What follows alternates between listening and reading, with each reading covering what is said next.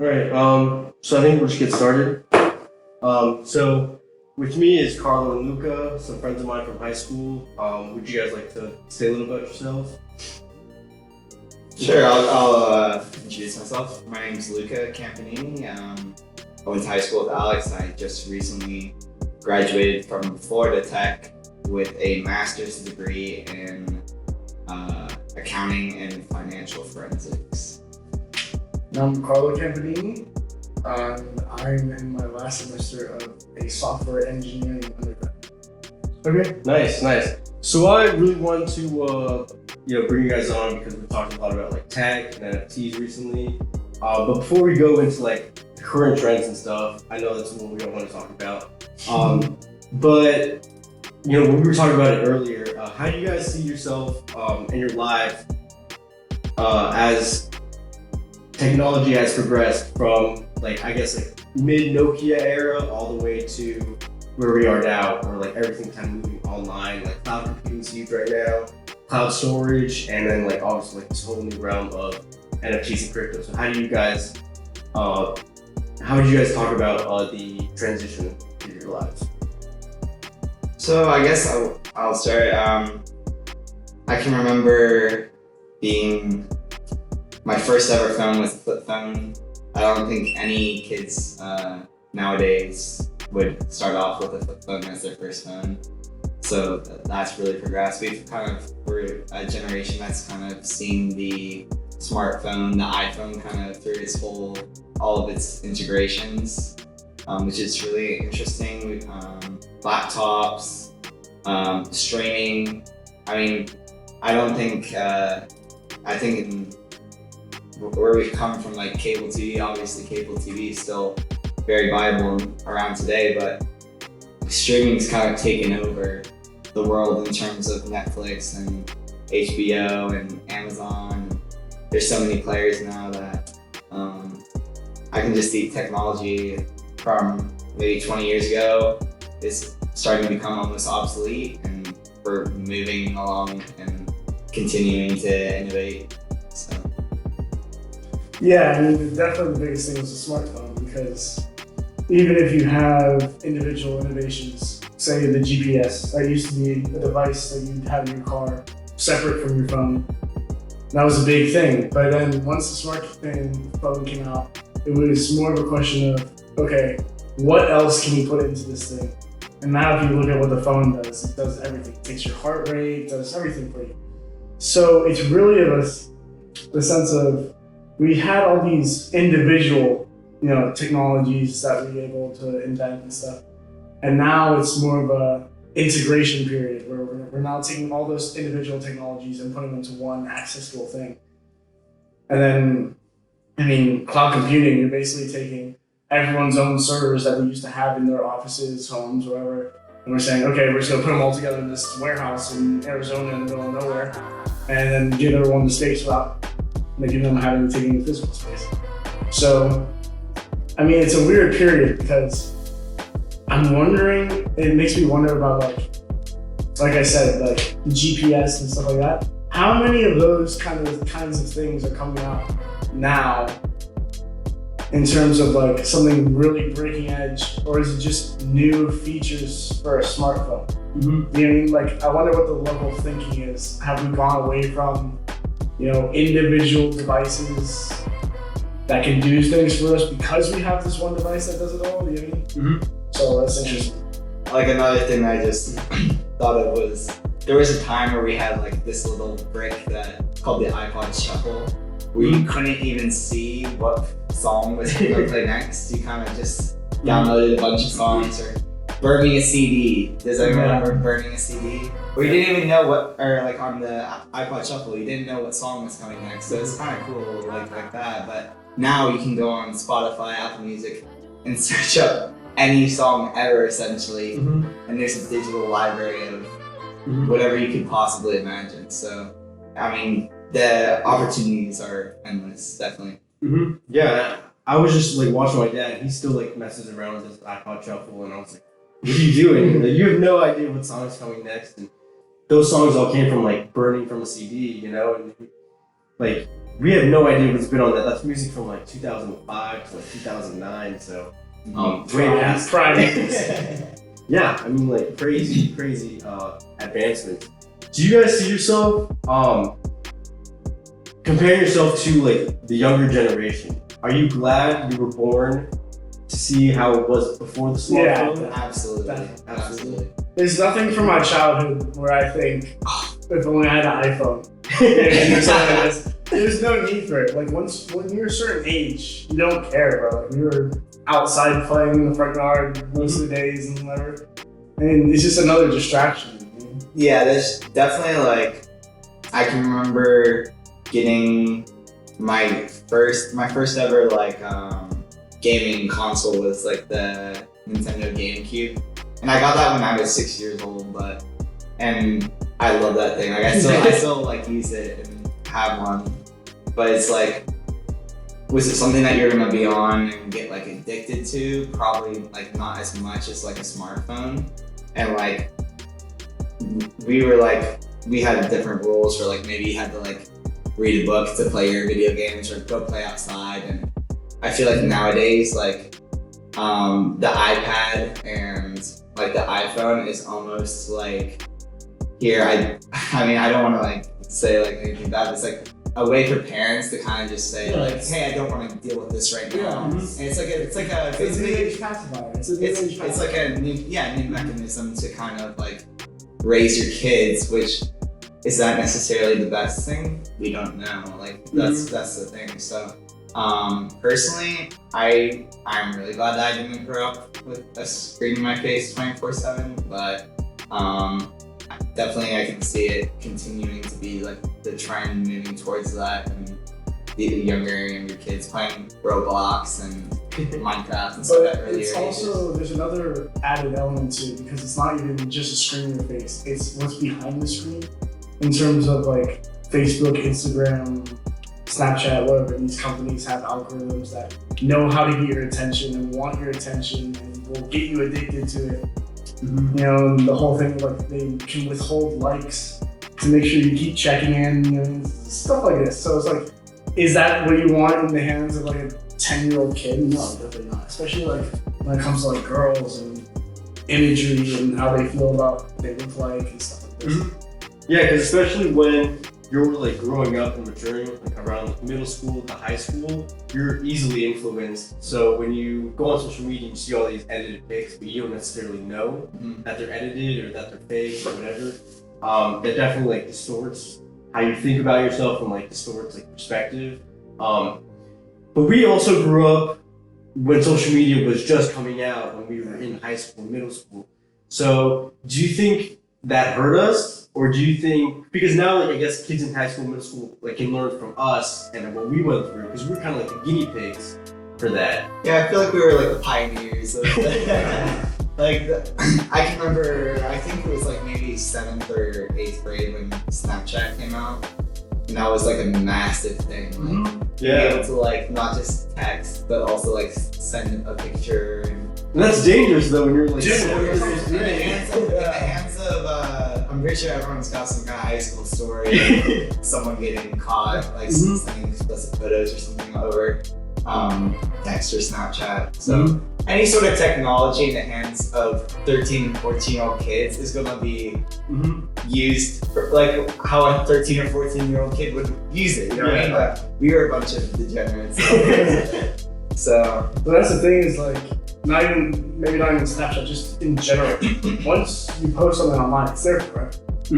So like, can a kid really grasp, you know, the weight of that? I mean, I know there's some adults who can't even grasp that, you know, what that really means, because you think you delete something off your phone and it's gone forever. It's not. It's still there. I mean, how do you, like, you go and you can recover it. So it's there forever, you know? So it's very, I don't know, you don't want to think about it, but in terms of like applying that to a 10-year-old kid taking photos, it could be taking photos of his parents that they don't even know or something, and then posting that online, and it's just it's a time bomb. To kind of spiral off of that, especially now we have something where you might say something on Twitter, you're 16 years old, And in 20 years, you're at your job, you have a family and all this stuff.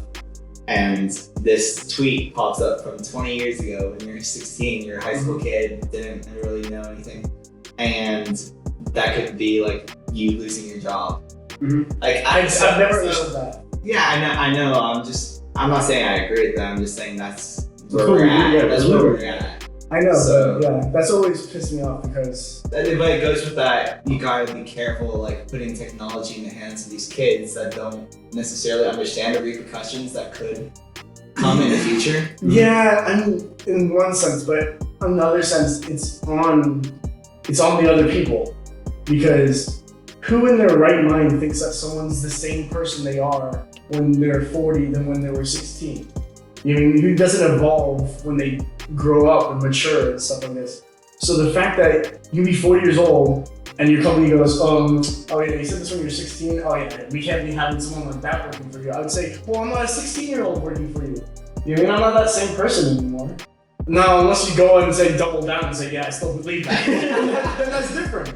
But dude, I can't imagine any person who they're the same person as a kid than they are as an adult. Yeah, I mean, I feel like right now with the whole like cancel culture, it's like it's not necessarily that say like they want to do that. It's like they're getting so much pressure and like outside of people saying we're gonna like stop using your product, or we're not gonna watch your show and all that stuff unless you get rid of this person. Fold. They just fold. If people just stood their ground logically, which they should, because I feel like these people aren't the mass numbers of what it really is. It's just people on Twitter. It's the loud minority. You know what I mean? I know, yeah, but it is a minority. Like if they really said, okay, fine, don't watch the show, right?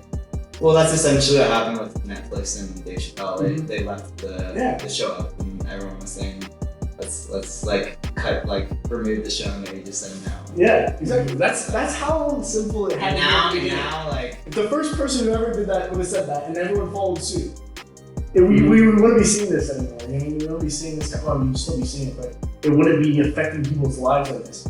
Not to say that there are people who have done stuff that this kind of.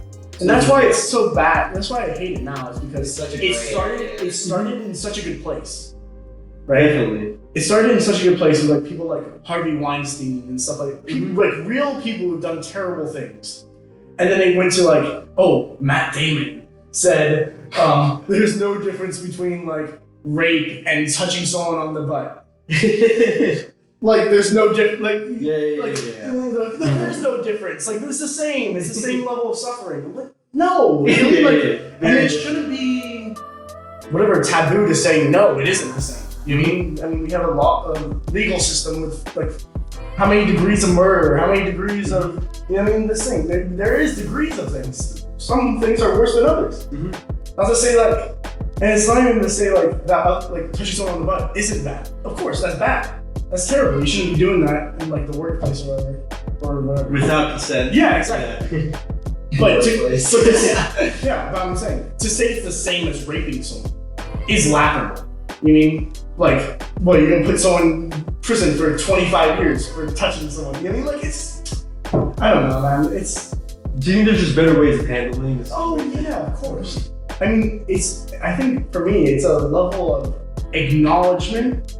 Like acknowledging, okay, I did this, it was wrong, I'm gonna move forward and like, now I know, right? Because some people are like, know what's going on, and they actively go against it.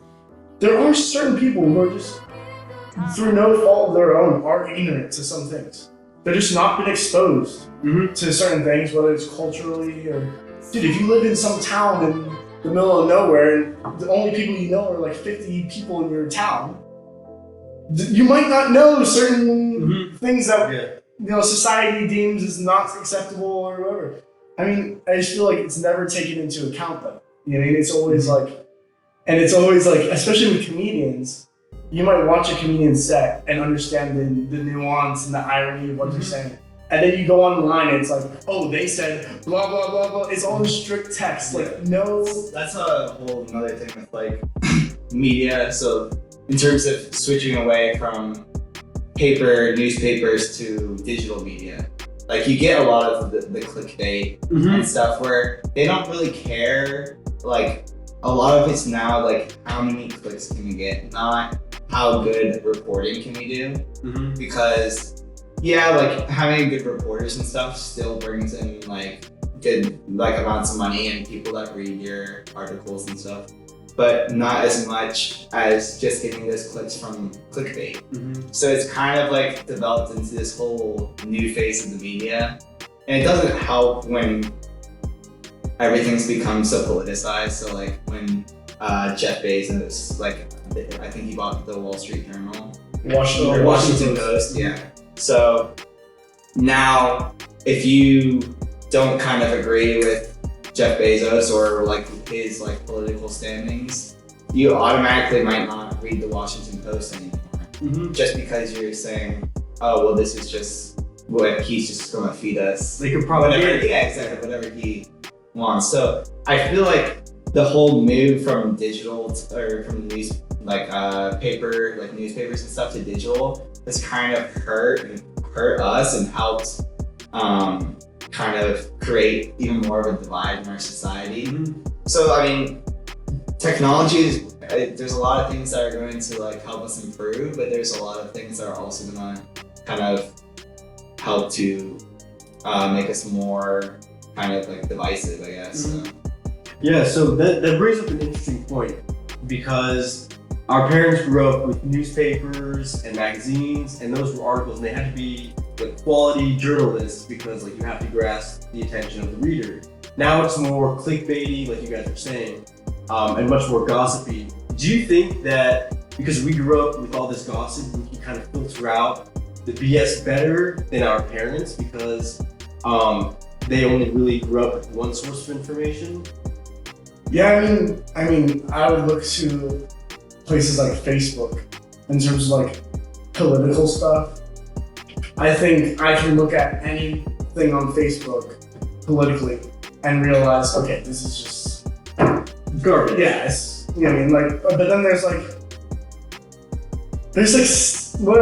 60, 70-year-olds on Facebook. You know what I mean? And they might read something, and then, oh my god, and they start reading the comments. Oh my god, you know what I mean? Like this. So it's like, but the also thing is because none of this technology in terms of like Silicon Valley, this industry is like regulated properly because it's usually something regulated by the government, but the government has no grasp of how this stuff works because it's like whatever. Because the average age in Congress is like 65. Yeah.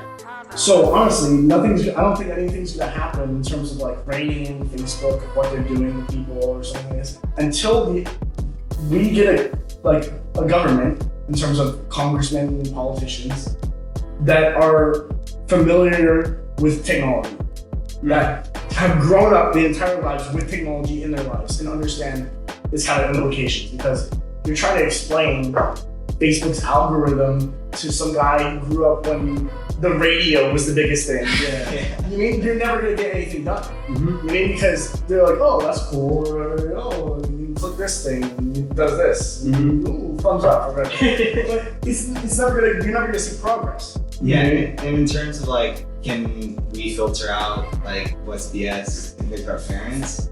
I mean, maybe. I mean, I feel like it's also like you're saying with like say Facebook, for example, like the algorithm or whatever you want to call it is going to almost feed them stories that they know, or like it's gonna like are related to like so what creates like an echo yeah, confirmation bias.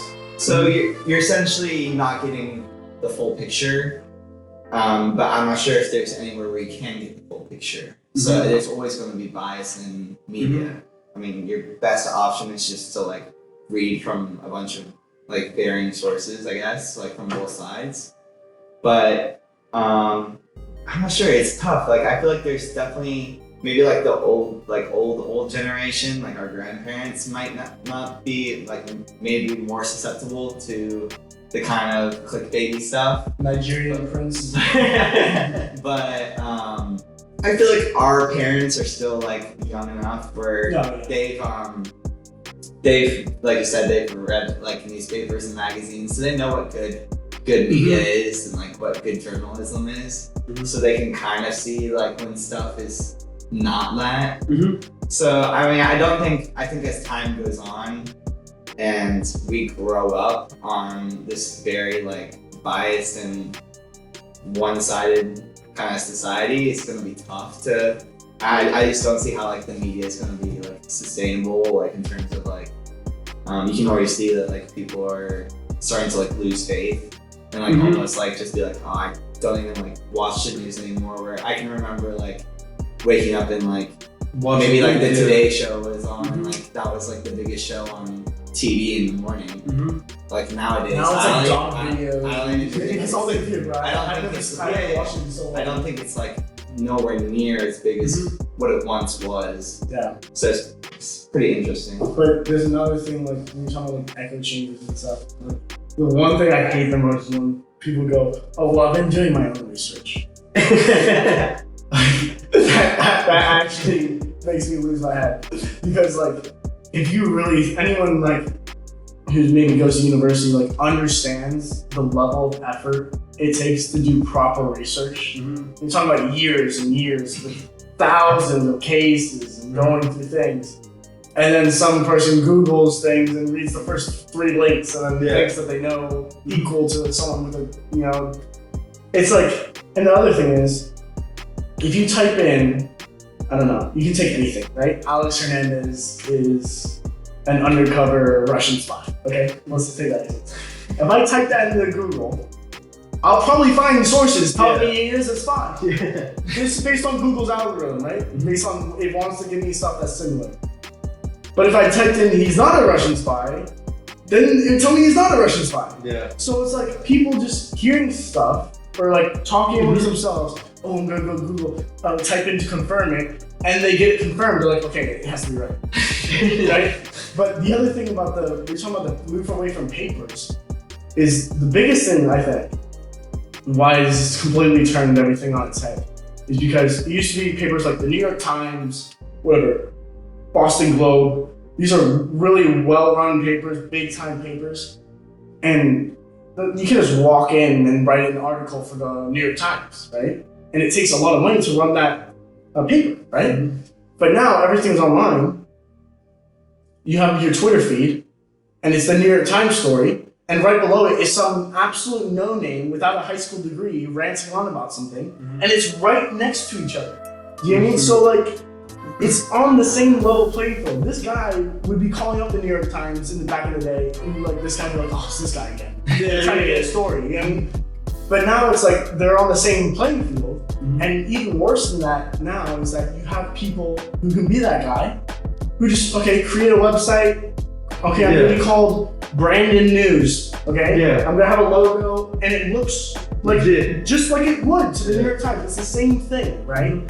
So, and then exactly with that confirmation bias, people are going, well, the New York Times are saying this happened, but this guy's saying what I think, so the New York Times, you know what I mean? Like, this is what happened. So then you have these other news, the proper news, understanding that people are getting pulled away because of this polarization, so they have to go the other way. So now it's like, even the New York Times now is not the New York Times of what it was, because they've tried to adapt to this kind of landscape. And in fact, kind of like sunk to the level of these other like news organizations. But it's just annoying because it's just like a false equivalency. Because when you look at it with your eyes, it seems like it's coming from 2 institutions when it could be coming from none. You know what I mean? Yeah, I mean, there's a very fine line between like free speech and like everyone having entitled to their own opinion, and like being considered like the truth, like in terms of like being stuff put out there. So like you said, anyone can comment on like underneath New York Times article on Twitter. And you said like you said before, no one would be able to do that if they just read the newspaper. But the equivalent would have been like them going back to their friend groups or like their like say like the Moose Lodge or something, and they're all talking about it. So it's just like we've kind of moved to this more digital age, but now it's like you said, it's being broadcast where people that you don't know, that you aren't necessarily friends with or like from your community, then they're like starting to interconnect over the internet. So that's a really good point, because back then you could just go to your small friend group and then whatever you say wouldn't really leave those like, you know, max 10 people. Now you can reach thousands of people almost instantaneously. But not to get too far into that. So another like kind of opposing question. Do you guys kind of envy the people that were born before us, that pre-internet? Or are you guys happy in like the happy medium that you grew up in?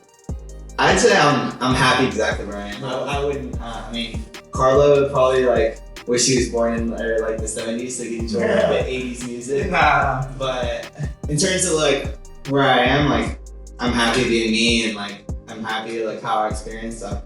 It's really cool. If you probably ask someone from every age group if they wanted to grow up in a different one, like I'd say the majority would say that they were exactly happy with where they were. But it's really cool. I mean, everyone gets to experience like maybe like my grandpa, like, you know, I can speak to him on FaceTime from England, which is like such a cool technology that we nowadays we take for granted. But like yeah, being able to like that kind of global connectivity now that we've been able to experience from its kind of inception to where we are at today, I feel like we've almost grown up in one of like the coolest times to grow up in. So for me, I'm definitely happy, and I'm not sure. Yeah, same with me. I mean, if you look, like, we live in a time of almost like exponential innovation.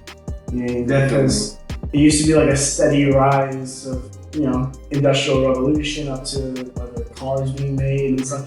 And now it's just absolutely skyrocketed in terms of the digital age and stuff like that. But I'm glad, like we were saying before, that I was born before that big turn. But also like not so early that I didn't really get to, I wasn't like left behind in terms of like, I don't really grasp what's going on, you know what I mean? So I think I was born at a really good time. And also it's interesting because like, if you look at it from a social perspective, I mean, I don't know who like would want to like live in a earlier time when you know that as society's gone on, we've been becoming more tolerant and accepting. You know what I mean? So like, we're like, oh, back in my day. I'm like, dude, when? Like the 60s? That wasn't that long ago. Like, you know what was happening in the 60s? Like, that's terrible. And you mean, I understand like what they mean, because there's a great quote was like, when old people always say like, oh, everything was better when I was a kid. Like, of course it was better when you're a kid. Everything's better when you're a kid. You know? Everyone wants to be young. But yeah, I think definitely this period that we're living in now, I think right now the pendulum swung a little bit too far a certain way, but I think it's gonna come back soon. And if you really think about it, like, think about we're living better than like kings lived in like the 60s. Oh, yeah. Like 1600s. I was like the 1600s. No, but I'm saying like the most well-off people and like from centuries ago, we're living so much better off than them. We're living twice as long in terms of life. Exactly. Like, I feel like it's crazy how far we've come, especially if you look from just like the 1900s to like the last 100 years. We've made more progress in the last 100 years than we probably did in like the previous like 400, you know what I mean? Like, and we've got to like witness some of like the greatest innovators in human history. Steve Jobs, Elon Musk, those types of people, Bill Gates. You know, we've got to like see these people talk and like what they've created and how they've essentially changed the world. So it's really interesting. I'm happy to be in this time period. You know what's crazy that I was thinking about? I was like, because Betty White just died and she was like almost 100. I was thinking like, okay, within her lifetime, that's almost World War One. Do you know what I mean? Yeah, that was what? She was born like right when World War One was ended. Ended in 1919. So yeah. it's almost there. Yeah. What I'm saying is like, we talk about these events, like even World War II, as like so far away. Yeah. Like our grandfather was alive in Italy in World War II. Like as a kid. It's crazy to think about. And it's like, I don't know what it is. Maybe just like the documentaries or I don't know what it is It's about. also how far society has advanced. Yeah, I think that's what I'm saying. Because like technology has advanced so much. Maybe like the difference between 1945 and 2020 is like 150 300 years. Yeah, it might be 200 years in terms of technology, but it's only actually been whatever 75, 80 years, you know. So it's really interesting, but. It's crazy too because if you look at when like the Wright brothers were like starting out the planes and stuff, dude. that's like early 1900s, and then give it 60 years later and we're landing on the moon. Yeah. I Which think is it's like, insane. I think the Wright brothers were like, I want to say like 1900. They're in like the first 1904 or 15 something. years Yeah. of the 1900s. Yeah, I don't know. But like within 50 something years, Yeah. we were on the moon. Like. That's actually a really good point. That's actually one of the craziest things of all time. And another thing like that is like our iPhone right here probably has like a better computing system than what we sent. 100%. Like we sent people to the moon on something that was a lot less. Oh, dude. Yeah. And talk about calculating. It's not even just a lot less. It's so much less. Yeah. You mean it's like they were doing like calculations with their hands and writing stuff down. I mean, like you don't even think about that. You don't even think about, oh, we're gonna send a rocket up to space. They just gotta start doing some calculations. If you saw a pencil, you wouldn't go on the ship. If you saw someone holding a pencil, you're like, I'm not doing it. Yeah. 100%. Dude, it's insane. And they were like, no doubt, like they were using duct tape and so like anyway. Aluminum foil. Exactly, like they're sending people up in this thing. Like that is absolutely terrifying. Like, you really have no idea what is going to happen. But that's kind of also, in their eyes at the time, that was the peak of technology. They're like, we are on the brink of every single technology, whether it be materials, whether it be computing. Like they were doing the best they could at that time. But I'm also curious about, because we're talking about whatever, just how little we know, in terms of like the average person, even if you're educated, in terms of like knowing what's going on, in terms of like government stuff. Like they had the technology for VR in like the 70s, and they were using it to train astronauts to do spacewalks. So it's like there's like a curve where this stuff, government you just don't know, like, because when someone comes up with one of these ideas, it gets snatched up. They develop it, whatever. Most of the, like, not most, but like a lot of new technology is acquired by the military. Like, I remember hearing that story about Microsoft's AR helmets, and like they sold them to the army or something with the like the overhead display. But it's like, dude, I don't know that. Like, and not even like on a personal level, like if you were thinking about medical, like the applications for like medicine where, a doctor could be, I think AR is the coolest technology in my opinion, like in terms of if we can make it work. I think we can. Yeah, I think we're very, very we're close to getting making it mainstream. I'd say give it a few years for sure. It needs to be not like through your phone. That's the thing. Yeah. But it's like, that's how they're doing it now, but I think, dude, if you can come up with like an overhead display, if you could be doing a surgery and the doctor can see like the person's heart rate, all their stuff while they're working over dude, it'd be like, I mean, that's one example. There's a million examples you can come up with, like augmented reality. So what's your thoughts on VR? I don't know. I mean, it's cool, but it's not like a long-term like thing. Do you think that we'll ever get to like the point like Ready Player One where people are gonna be like having headsets and they're gonna maybe get off their work and like they'll put their headset on and go and like be in like a virtual world and Metaverse thing. I'm gonna say yes. I'm on that shit 100%. I don't know if it's gonna be in my lifetime. In terms of like how many people. You know what I mean? I don't know if I could see it actually in our lifetime, just because of how much our parents have seen transition from, going to the radios and like their YouTube channels on the television to now you can stream anything illegally or just through Netflix.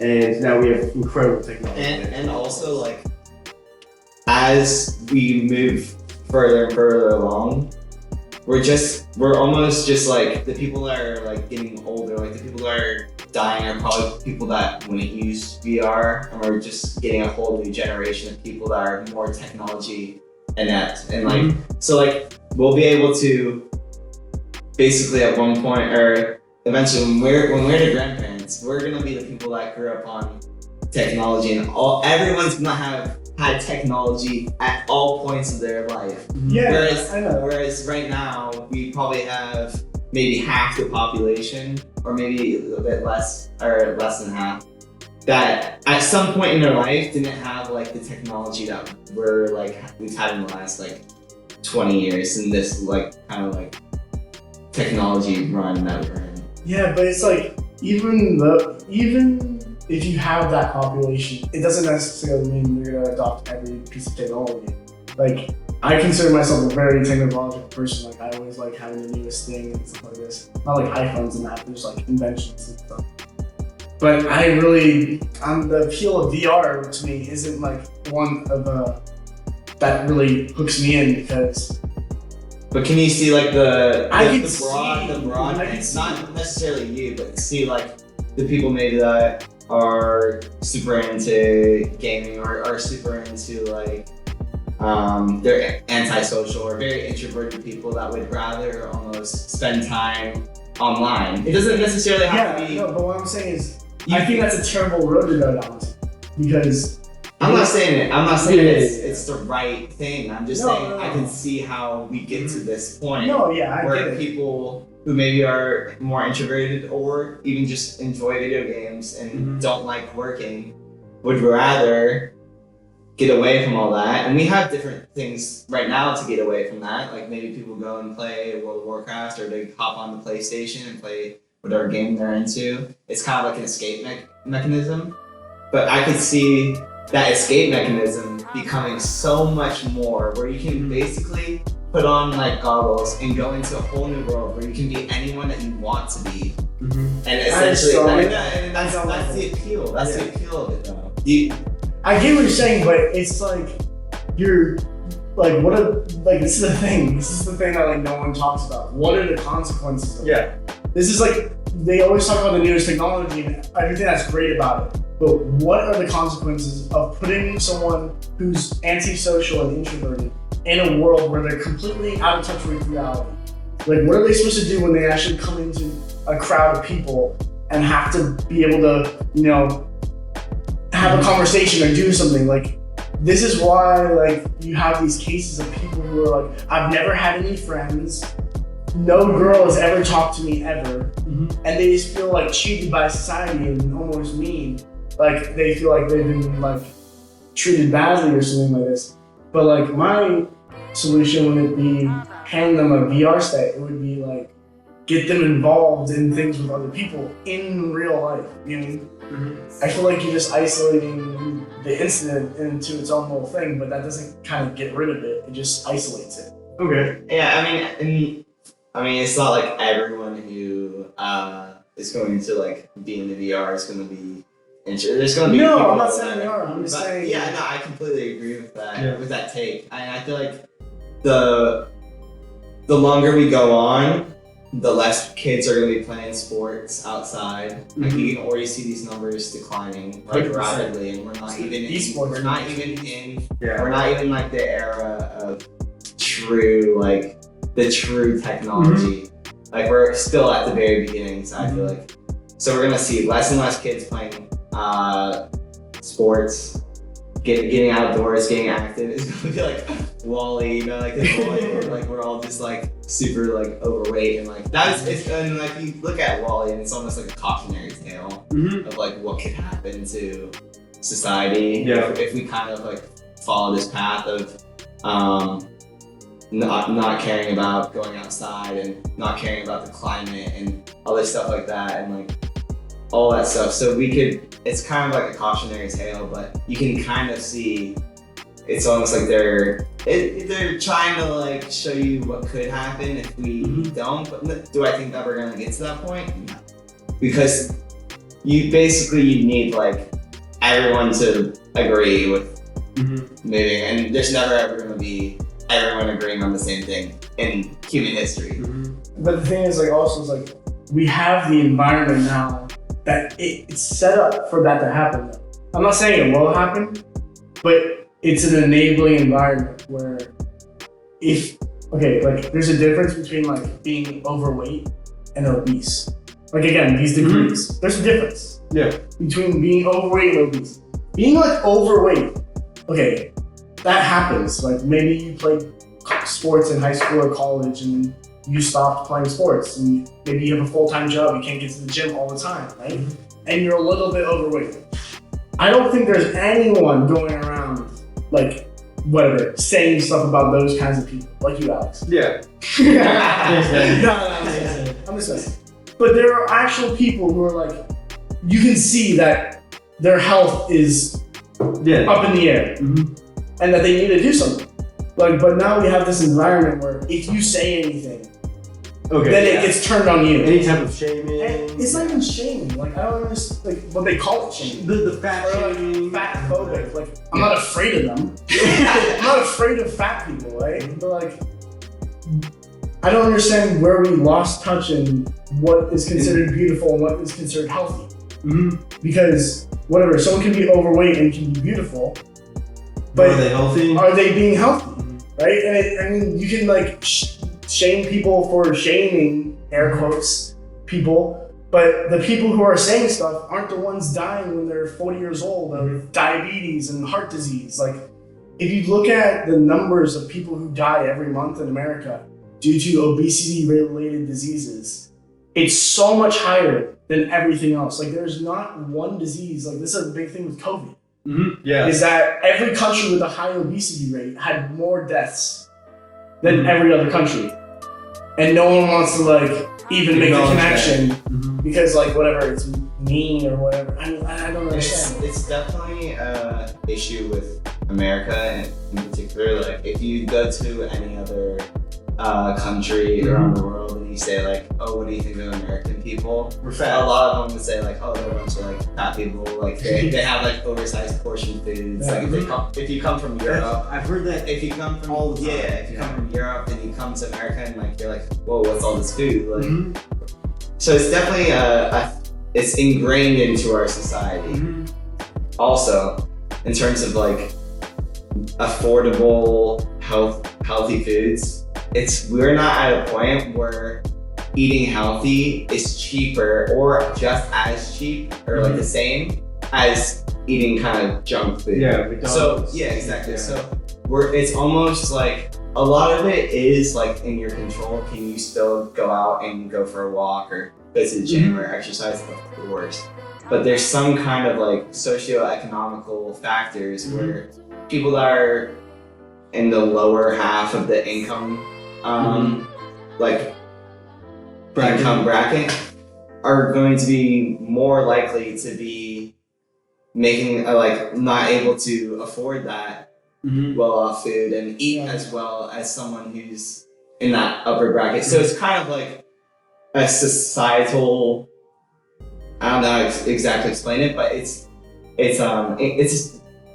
deeply woven in where it's going to be really hard to kind of make that switch.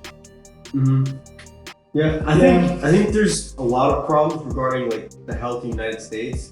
I think one issue is definitely like the access to food.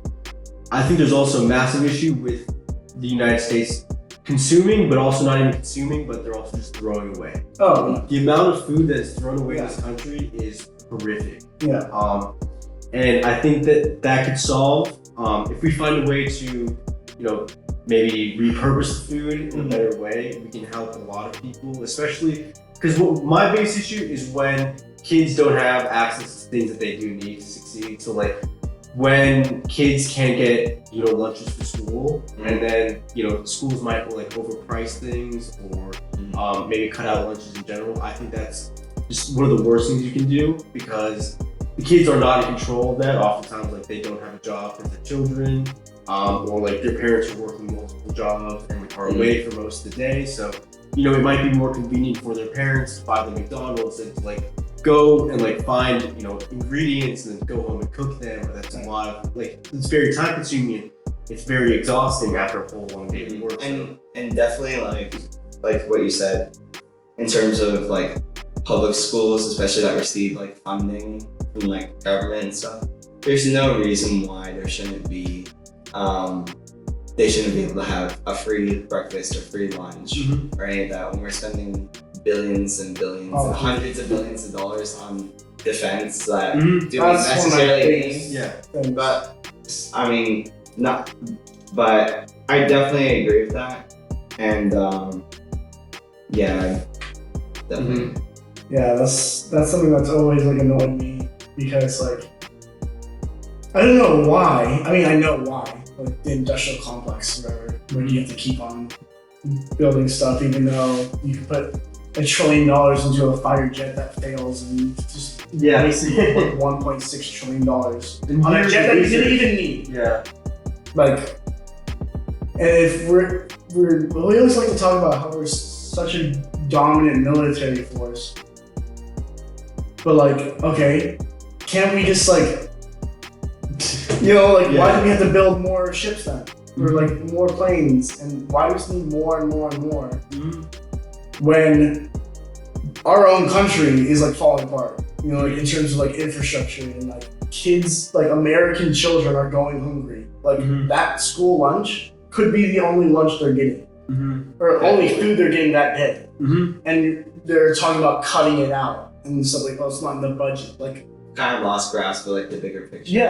Yeah, we're so caught up in like, and I don't understand like where the phrase "America First" comes from, when we're spending all this money on bombing other countries and not taking care of our own kids and our own citizens. It makes no sense to me. Like, there's so much money that can be, if you cut, I don't even know the percent of the defense budget. You could do so much with it. It's a lot of money. Yeah. It's so much money. Like, you say cut by half, and everyone's go, oh my god, cut it in half. If you cut it in half, it'd still be the highest one by like a mile. You know what I mean? Like, but also, it's like, is the next war, like the next war, is it gonna be a bunch of like sending in troops and stuff? No, it's gonna be cyber. Like, everyone's gonna be like hacking New York City and shutting down the electrical grid, or shutting down the grids of powers and these like city centers that run the world, like shutting down the New York Stock Exchange or something like that. That's where we're kind of moving. And you can see other countries like China, like a lot of them are putting more and more emphasis on coding, and they're spending less money on like building these planes and jets that probably aren't going to be needed. And they're spending money on cybersecurity and putting up better firewalls and like the next generation of like hackers and stuff like that. Because that's, I mean, and like you can see that we're moving towards a more technological society, but then we've kind of not grasped the fact that we're going to be moving away from also like these like planes and ships and stuff. Like we've got the grasp that we're moving towards technology, like more technology, but then we're like, oh, that just means better planes instead of no, it just means that now these computers are going to be able to hack into like, they could hack the plane. Yeah, exactly. Well, that was the whole thing with I think it was in like 2015.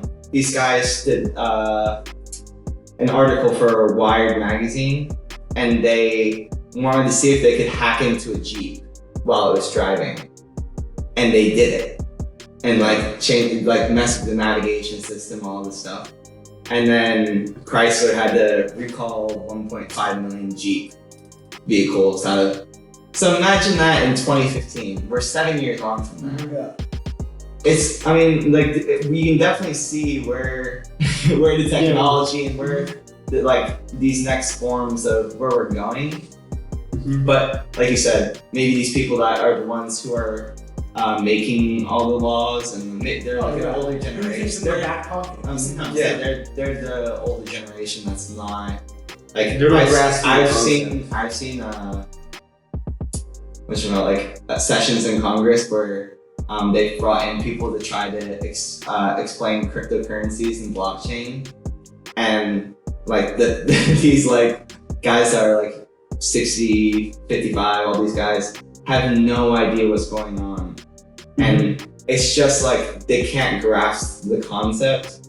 So then how are you going to be able to regulate something like Bitcoin or understand how the blockchain could be useful and not something to be afraid of?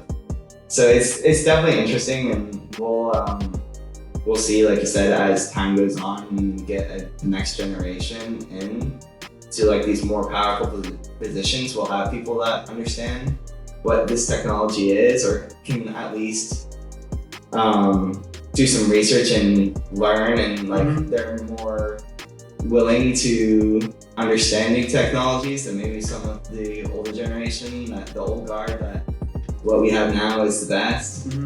So it's definitely interesting. Yeah. I'm gonna bring up this topic and we'll move into something a little bit more interesting. Do you think that one way to solve it is people coming in from more technological related fields entering politics, instead of having politicians that maybe spent their whole life studying, political science or law, will have people coming from different career paths entering politics to try and fix these issues? Well, the problem right now is not that. It's that we have politicians who were like waitresses at Hooters or something like that. That's maybe okay. But I'm saying I'm saying the problem is that we have no qualification of what a congressperson is. There's no evaluation.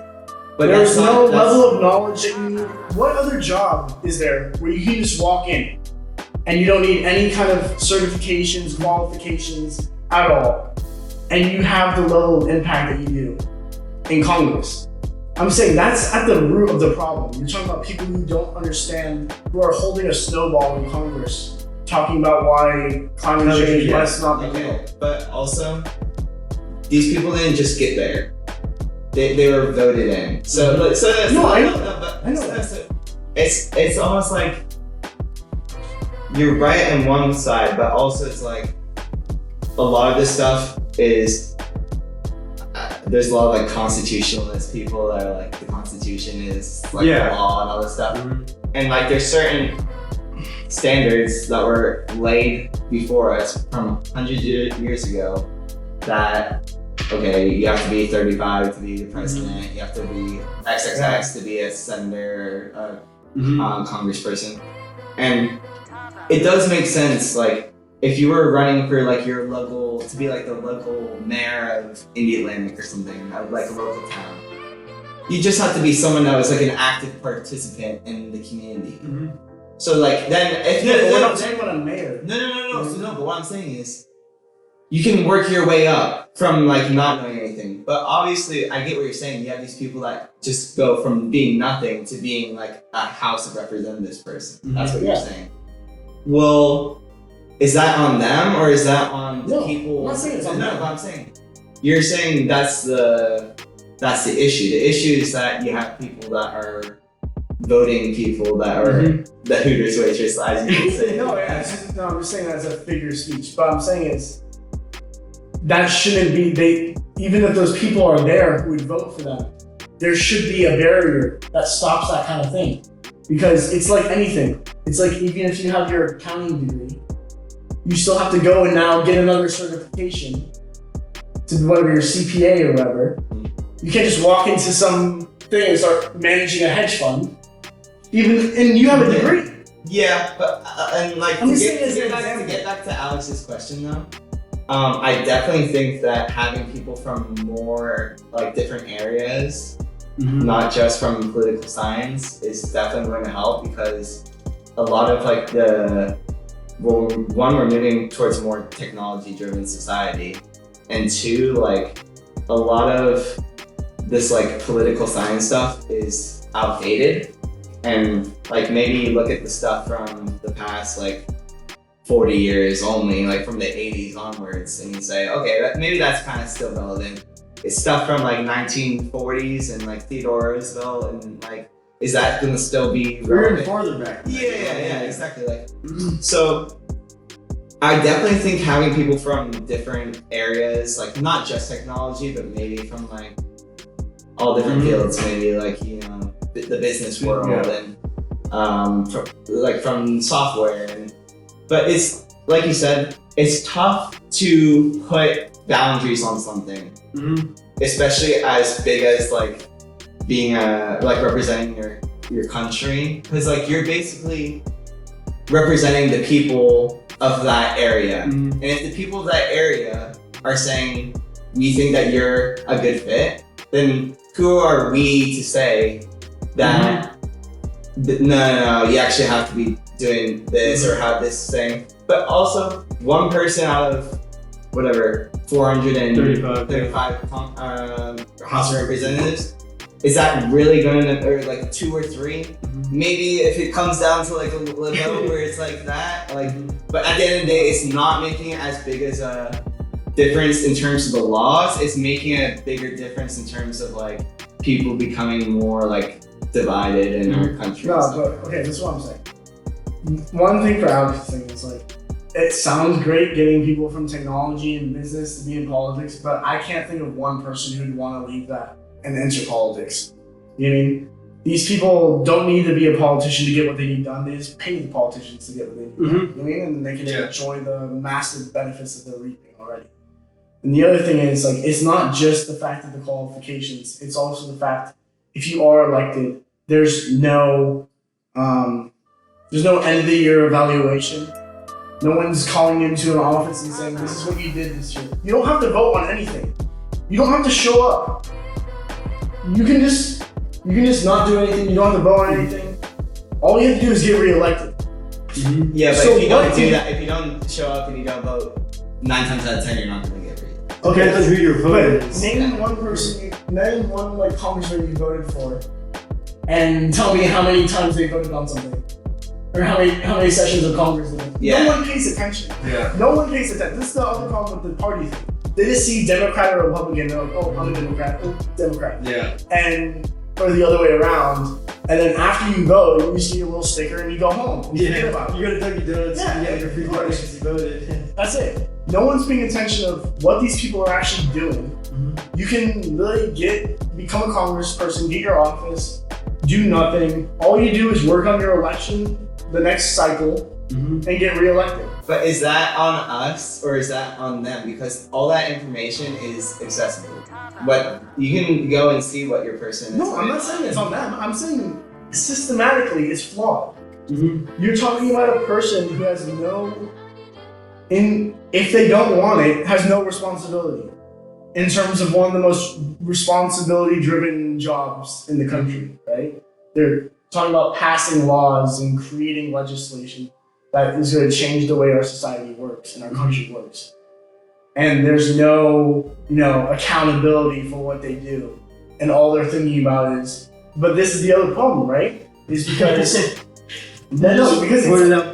it's just a glass stacked on top of another glass. It just keeps on going up and up and up. And eventually it all tips over when you have people who start coming out with insane ideas. Insane like rhetoric and stuff like this. And now you have people who can't speak up against it because then that goes against them getting reelected.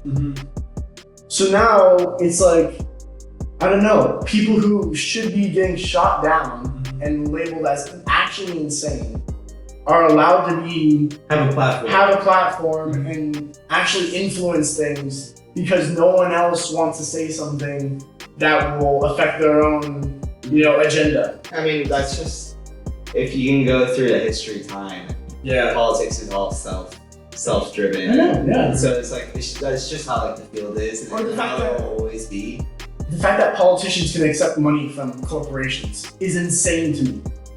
Like big pharma, Yeah. in tech, oil, yeah, big like oil. Well, and then especially like I know a lot about this from like my accounting and finance. Is like you have like racketeering, like the like RICO laws and like stuff, and these anti-bribery. You can't go and bribe. There's like other ways of doing it. Like Yeah, well, yeah, like you just because like you can go to say like India, and bribing is very common there. Mhm. It's like a way. It's a way that they've been. it's like, part of the culture. Yeah, it's part of the culture. You pay a bribe, you get that permit that you need, or you get it a little bit faster. Now, if you're an American company going into India to work, you're an American company based in India. You follow American laws. So if you pay a bribe to the Indian government to get some permit, you're now You're committing a federal crime. So it's like all these different things where something acceptable in one culture might not be acceptable in another culture, and like we have all these different views as members of the human race, right. where some things are gonna be allowed and other things are not, and that's just the way of how the world works. Yeah, I've always been like curious about how many politicians like know what they're saying is complete nonsense, but are just doing it because they're getting backed by money. Like, I wonder if like how many people actually believe what they're saying, like on certain topics. I think most of them have at least said things that they do not agree with. Yeah, I'd say like 100%. They have to go home and like look in the mirror and be like, "Bro, what was that?" But I just got in their mind, like. I don't know. The fact that like whatever, there's politicians you think, oh, well, that's a whole nother story. Yeah. That's No, what I'm saying is, what I'm trying to say is, you're talking about like the influence of these big corporations and like industries and stuff, and you know you've seen like pharmaceuticals and oil, like technology eventually is going to be like that. Like we haven't reached that level yet because people aren't they're not aware of it as much, right? Mm-hmm. So take like cigarettes and smoking. How long did it take for us to realize, okay, these are killing us? You know, as we're gonna have no smoking indoors and we can't smoke. You used to smoke on a plane. You used to smoke on a plane, right? But then there used to be big tobacco. Was a heavily influential thing, supplying money to politicians and stuff like this.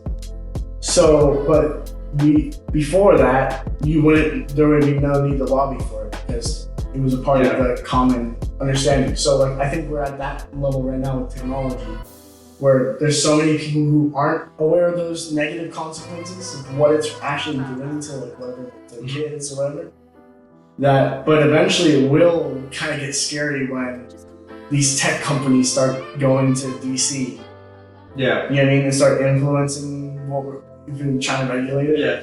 So that brings up an interesting point. And it kind of made me realize that I think America, and just as like a society in general, we have, I guess you could say, a very addictive personality. Whether with food, we have tons of food. When it's cigarettes, we do a ton of cigarettes. Pharmaceutical drugs, Americans consume like the most drugs out of any country in the world. So I think we take everything a lot of the time to an extreme when you look at like the society as a whole.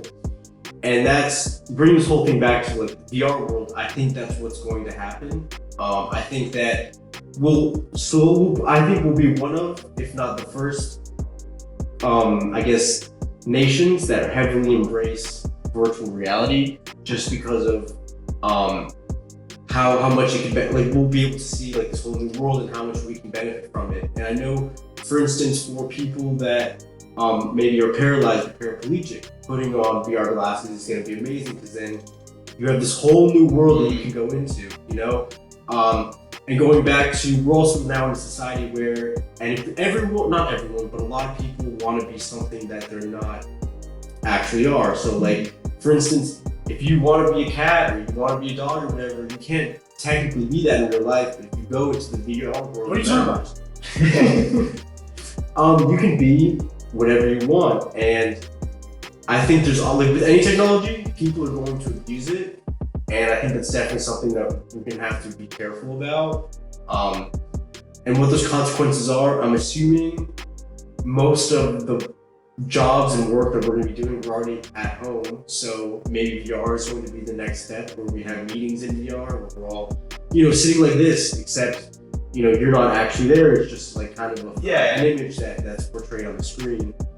And to balance off the kind of addicting thing, like we've seen like video games are addicting. Like we've seen, if you are right now, if you were to leave your house and you're going to somewhere for the next like 2 hours, if you left your phone at home and forgot it, the whole time you'd be kind of like, you have a little itch, or like you'd be touching your pocket, or like wish I had my phone. You can't tell me right now that everyone that has a smartphone or like that has a phone isn't addicted to it in some sort of way of the word.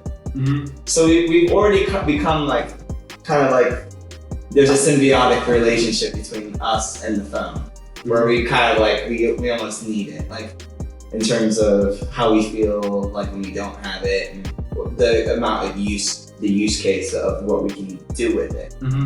So I mean, in terms of like getting something and being addicted, it's definitely, we're already seeing it in technology. So as more and more new technologies come out, can I see us becoming addicted to them? Absolutely. I could see, like I said, if maybe you don't like who you are in the real world and you go and, instead of going and working out and eating well for 2 years and in the gym every day and getting a six-pack, I can go and create my avatar that's built like something. Why is that good though? Why is that a good thing? I'm not terrible. No one's saying it's good. No one's saying it's good. I'm just saying that's a terrible. It's gonna happen. Yeah. It's gonna happen. Like, so can you see how that can be addictive? Yes. Like, no, even more so than video games, because if you're playing a video game, you're still in the real world. Yeah. You understand that you're holding a controller. You don't actually drop down into whatever the island's called in Fortnite and think you're on the right? But what I'm saying is, once you put a headset on, that is your reality. That becomes your reality. That's why it's called virtual reality. I know, but what I'm saying is, it can get to the point where you've lost a sense of what's the outside of your goggles, right? Yeah, but it also depends on if you're in the goggles for 2 hours a day and you're in the real world for 22 hours a day. Well, not 22 hours. Okay, yes. Okay, so take away 8 hours. Okay, but what I'm saying is, say 14 hours a day. Yeah. No, I'm just saying there's some kind of area where the amount of time that you spend in but it won't be 2 hours a day. That's what I'm trying to say. It won't be. So you're saying it's gonna be addictive? Yeah. No, but I'm saying that's a terrible thing. I'm not saying that hopeful that it happens. I don't want it to happen. I think it will, but I don't want it to happen, because if it does happen, that's terrible, because you're talking about you can play a video game for 8 hours or something. Easy. Yeah. Easily. Yeah. Right? We've all done it. How many times even just FIFA, where you're playing basically the same game over and over and over again. It's the, like you said, it's the addiction, like like when you score a goal, that dopamine rush. Yeah. You know what I mean? They give you like these little So it's, all I'm saying is you translate that to a VR headset when you're just, it's just like a disconnect, I think. And like the also thing is, the problem with it, I think, is, which is another problem with technology now, is like I'm gonna butcher this word.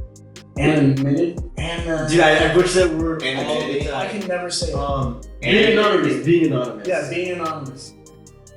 Like, that is one of the biggest problems with technology nowadays. It's like anonymous people saying things they would never say to someone's face. And we all lived in the Xbox 360. Yeah. Those lobbies. Yeah. Or you even wouldn't be able to, the kids nowadays wouldn't survive in that Xbox 360 lobby. You scroll through Twitter It's toxic. It could be anything. I'm saying it could be anything. The post could be the sky is blue, and you'd still have people going, no. You have no idea what you're talking about. I just saw it the other day. It was green. It was green. Okay. Anyone who thinks it's blue is completely, out of their head or whatever like this. So and you take this and then you just amplify up that to 11. And now you're trying to discuss real topics, controversial topics. Yeah, but there's also a case for anonymity, or however you want to say it, being good, like in terms of like whistleblowing would be great, you know? Yeah, and like especially that's something that I've seen in my degree in doing school, is that when they add anonymous tip or like anonymous hotlines, like whistleblowing hotlines, the amount of it goes up like 60%. Oh wow! So there's a massive uptick when things are anonymous.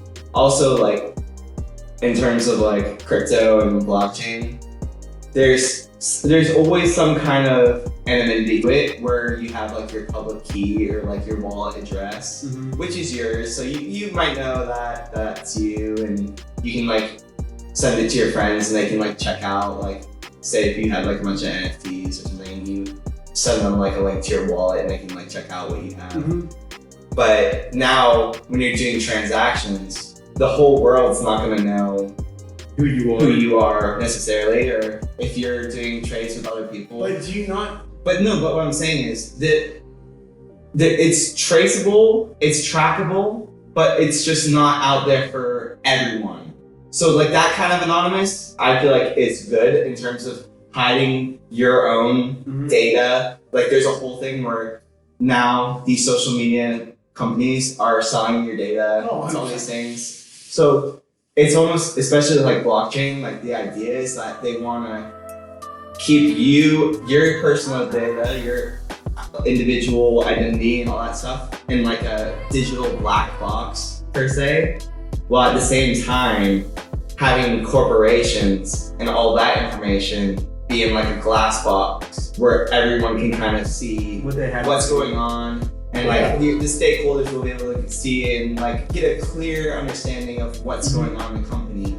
Not necessarily like you hear of like these cases of all this stuff going on in corporations, and then like the stakeholders are the ones that get screwed over because they don't know what's going on. So that's the whole idea, is that on an individual level, you want to be able to maintain. You want transparency. You want to be able to maintain your personal information and keep that hidden away. Well, these bigger corporations, like you said, the transparency is the most important thing. But the thing that I'm saying, like in terms of what I'm concerned about, is what exactly is in that black box for a user. Is that including criminal records? Is that including? Can I go and whatever, use cryptocurrency to buy weapons and other things? And that's done anonymously. Okay. I'm saying you can do it now, but I'm saying is there are things like background checks. There's like you can't be a felon or a criminal. Well, maybe not in this. So there's like there's a kind of like a stigma almost with cryptocurrencies and like illegal activities because of in 2013 there was something called the Silk Road, where it was like a black market website on the dark web where they had like 14,000 different listings in Bitcoin. Yeah. And eventually the FBI got the people and shut it down, right? But ever since then, there's kind of been like this kind of like association with cryptocurrencies and illicit activities and like gambling. And don't get me wrong, that all happens. Is that happening with regular fiat currencies as well? Absolutely, if not to a higher scale. Do you not think that the majority of black market transactions and stuff that's going on, illegal activities, that's being done in cold hard cash? Yeah, it's not being done in cryptocurrencies. So it's like, are you gonna blame the currency for being able? I get what you're saying, but like in terms of anonymity, but these people aren't. It's not like they're getting caught really either. Like the ones that are using the cash. No, it's like someone robbing a bank and you're blaming the cash that's in the bank for getting robbed. No. What I'm saying is, it's kind of opening a door, right? So if you're saying these black market deals, say someone wants to buy, you're a 16-year-old kid, you want to buy meth. Okay? That's what I'm saying. Example. Right? Okay. This might be interesting. Right? Let's just say weed. No, meth. Because whatever, anything. Let's say a weapon. Yeah, That's Yeah, like something yeah, that's yeah, yeah. whatever. an issue. Something that you Yeah. wouldn't go to a store and get. So maybe not a gun, but like you want Drugs. a rocket launcher or something like that. Okay? RPG. We're just talking about it doesn't really matter, it's arbitrary what it is. Something illegal, you're not supposed to have it, you can't walk into a store and buy it. What I'm saying is you're saying these black market deals are done in cash, right? That means this kid would have to get this money and somehow find a network of people to work out a black market. He'd have to find this black market. I wouldn't even know where to start. If I wanted to buy something on the black market, and I'm talking about in person, Yeah. It's a without- lot if I harder. didn't have a It's a computer, lot harder. if I didn't have a computer, I would not even know where to begin. Right? Who would I talk to? If I talk to someone, they might tell the police or something. You know what I mean? Now, if you're doing all that online with this cryptocurrency, right? It's opening a door for people who might not have been able to do those things before. That's all I'm saying. But what you're saying is essentially just take the cryptocurrency and pretend just equivalent it to like the dollar, right? So it's just a payment method. So Yeah. how does any of that what you just said about finding the guy and do that? What does that have to do with crypto? Essentially, it's just a payment method. So like finding the guy and you're making out like Because you're making out you can't go on the black market online and buy it with PayPal. yeah, but you may be able to find the contact information or the means to do so. Do you know what I mean? You're just trying to make the connection. No, but what I'm saying is, I'm not trying to make the connection. I want to do it all online. I want to buy it. I want Yeah, to. okay. I want to ship to this location. That happens. But what I'm saying is, that's like the small percentage. So maybe that's I like know, but what I'm 20 saying is- or 25% of Okay. there's 75% of all the others. I know, but what I'm saying is, what about 20 years from now? You mean? Yeah, I think right now, I think you can buy that stuff if you really wanted to and buy with cash. What you could technically do online is say, oh, he's listing a book for $1,000, Right. and instead of him sending you a book, you Yeah. get whatever you want Right. instead. So I think, in my personal view, I think it's cryptocurrency is just like another asset that is replacing cash. I think overall the issue is is there going to be any way to control this? And Yeah, it's the regulation. The other argument in terms of like them paying in cash versus them paying in say Bitcoin, right? When they transact that Bitcoin, that gets put on the blockchain. The blockchain is append only, meaning that Yeah. you can't go back and change Yeah. that transaction. That transaction is always going to be there. When you pay for something in like your fiat currency, like your regular US dollar or whatever, euros or whatever your currency is, there's no really trace of exactly where that's going. If you say you found some guy using illegal activities and you got his public address, right? You could run that through the blockchain and go and see every single transaction and kind of make a kind of like a path where you can see, oh, maybe if they were only using this for illegal activities, they did 20 illegal activities over the space of this 3 months or something. You know what I mean? So there's more traceability to it in terms of being able to track and see what these transactions are like and how they were being done than, like you said, if you were just using your regular currency. Yeah, and stuff. I know. And like, so that's where like blockchain technology is going to like kind of take over the future of like they're saying it's like the next, like the internet was the biggest thing. And there's not going to be like, it's not like bigger than the internet, but it's the next biggest development in that sort of technology is the blockchain because of what it can be used for and how it's basically this decentralized distributed ledger where if someone wanted to hack it, they would essentially have to control more than 51% of the whole worldwide network. So like it'd have to be like Jeff Bezos or Elon Musk or one of these billionaires essentially Paying off a bunch of people too. or either paying off a bunch of people or just buying enough computing power Or just logging into his AWS account. to essentially rewrite history. Mm-hmm. Which is, it's like, the amount of money it would cost it's Especially not when you're viable. the richest person. I know. It's not viable, Right. yeah. So, I know, but my problem's never been with blockchain technology. Right? but blockchain is like, basically like, in my opinion, I don't think it's hand in hand though. I know like it is though. cryptocurrency's been like hiding behind blockchain technology and been like, no, like this is like the technology and stuff. But blockchain isn't crypto, and crypto isn't blockchain. Crypto uses blockchain, right? Mm-hmm. It uses blockchain technology. But right now, we could be doing transactions with our credit cards that is like logged onto blockchain. Do you know what I'm trying to say? It's not one, it's not like you can't have one without the other. My problem is like cryptocurrency. Like I don't even know how many different ones there are.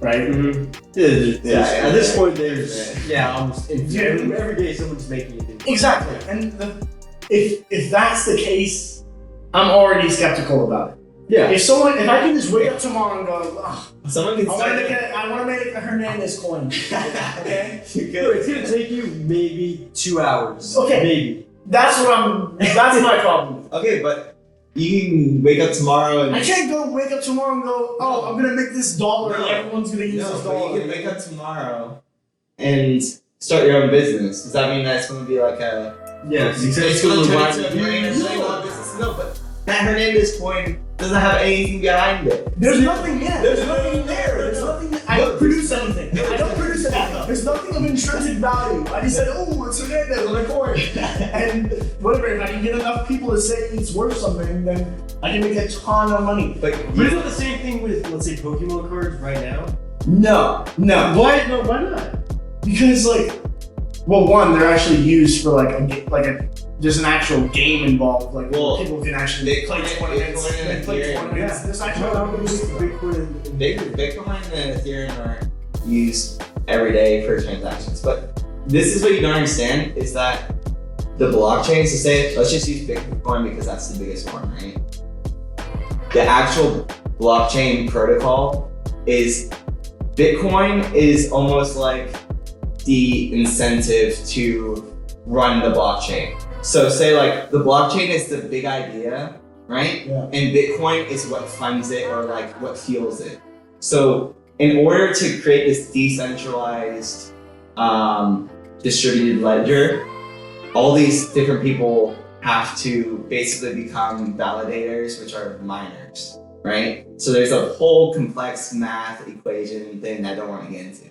But essentially, in order to incentivize these people to be validators and create the blocks and make sure that all these transactions are being validated and make sure that everything's true, you have to reward these people for doing that. So every 10 minutes when a new Bitcoin block is made, 6.25 Bitcoins are minted. So new Bitcoin comes into the world every 10 minutes to reward whoever is the person that validates that thing. Well, it's not or the computer, right?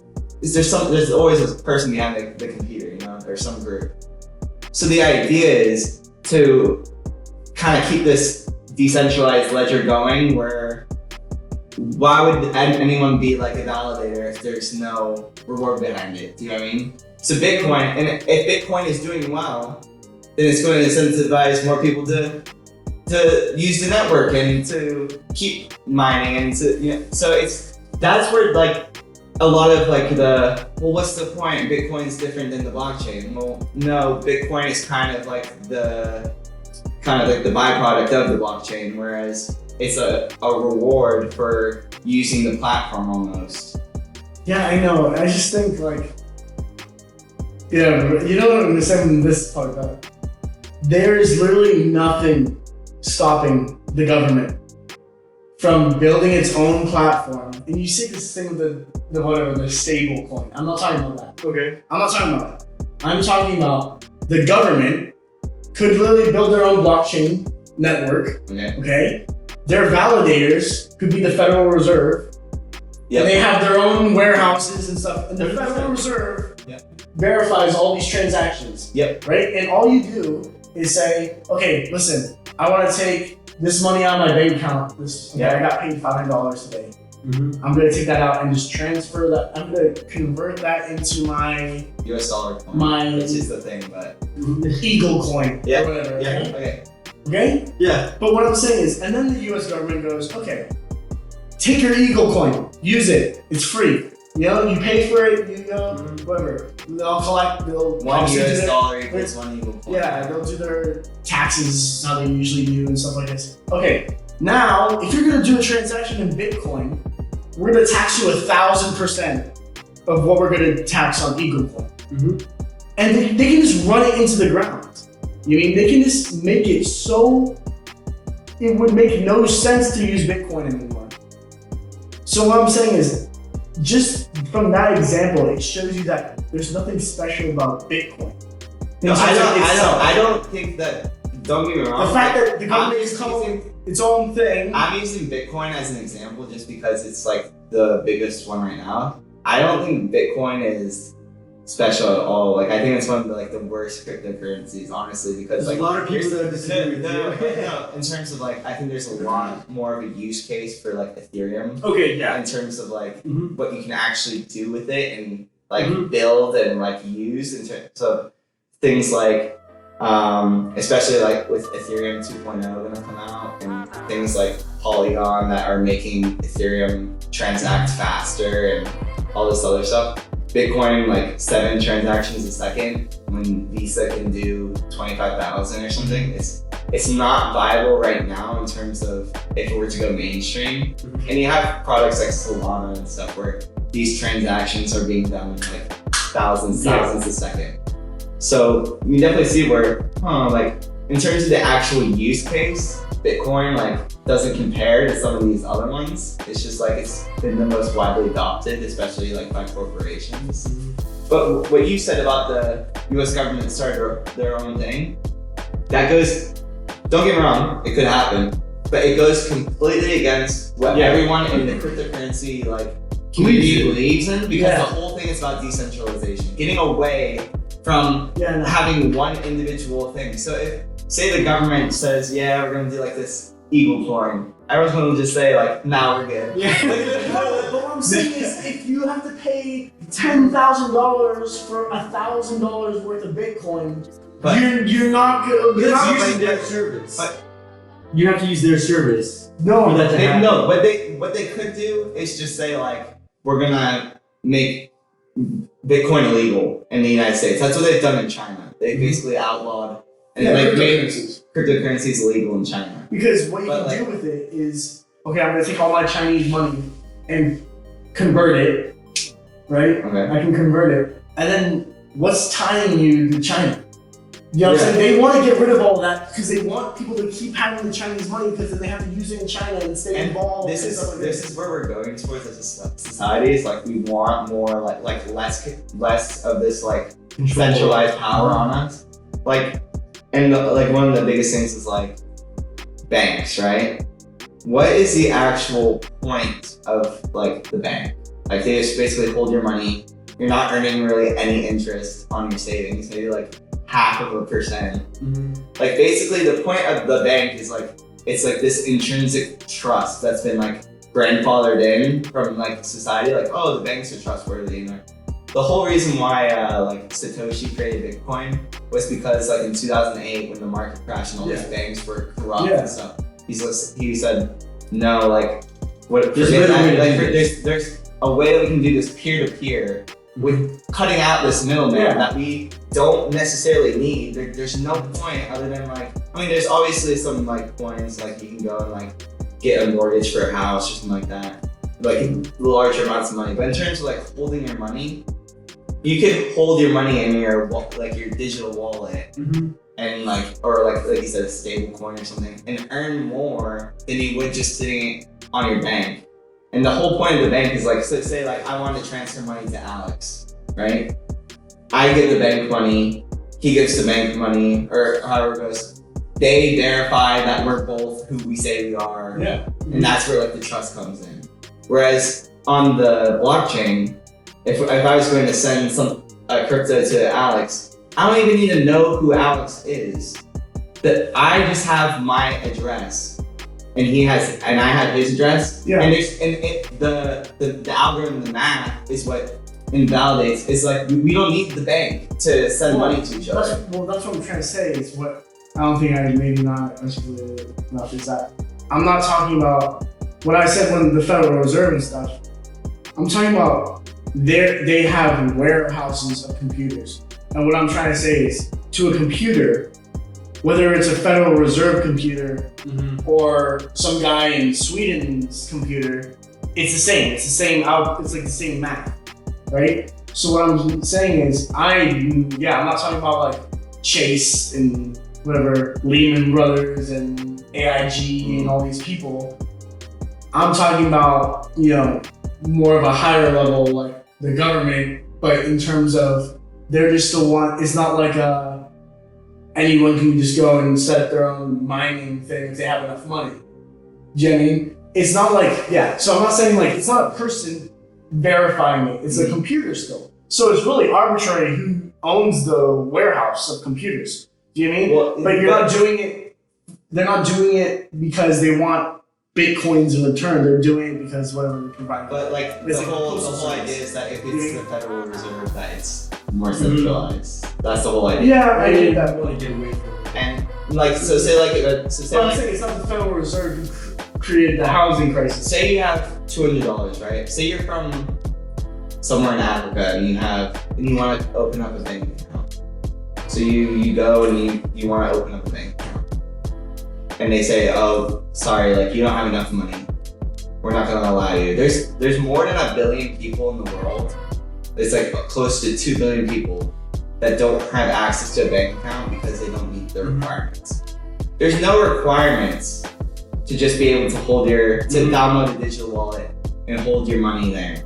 Definitely. Yeah. So it's definitely like they're trying to get away from these institutions like that are essentially serving as like third parties, and they're using we're the product, like we're the No, I understand. So like it's basically this whole peer-to-peer thing where maybe I'm not able to have access to a bank account doesn't mean that I can't transact and order something, be able to get what I need. All right. So before we dive deeper, I want to get to like the main thing that we like talked about before this. And Carlo, why don't you like NFTs? Well, it's also another big problem I have with cryptocurrency in general, because I feel like they're kind of in the same boat, cryptocurrency and NFTs. Definitely.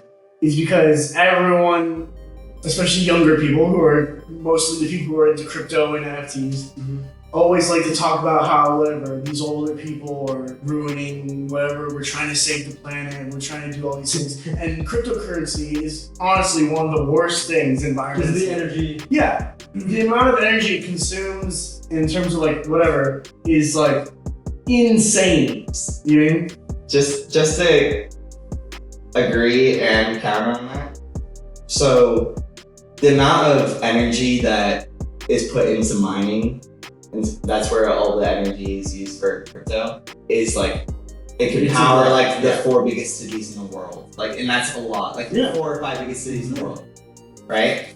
But also about more than half, so about like between 50 and 60% of that is being used through renewable energy sources, whether it be solar or geothermal. Geothermal is massive. So like El Salvador is like they're like the Bitcoin city, and they're using like inactive volcanoes and stuff like that so I'm saying there's even like that 40% is ridiculous, but at the same time, like the amount of energy that is used in other sectors that we don't talk about because it's not as stigmatized is larger than what cryptocurrencies actually do. Yeah, but even saying that, you're taking that 60% of the energy, right? That It's 60%, renewable. yeah, renewable. What could we be using that for instead?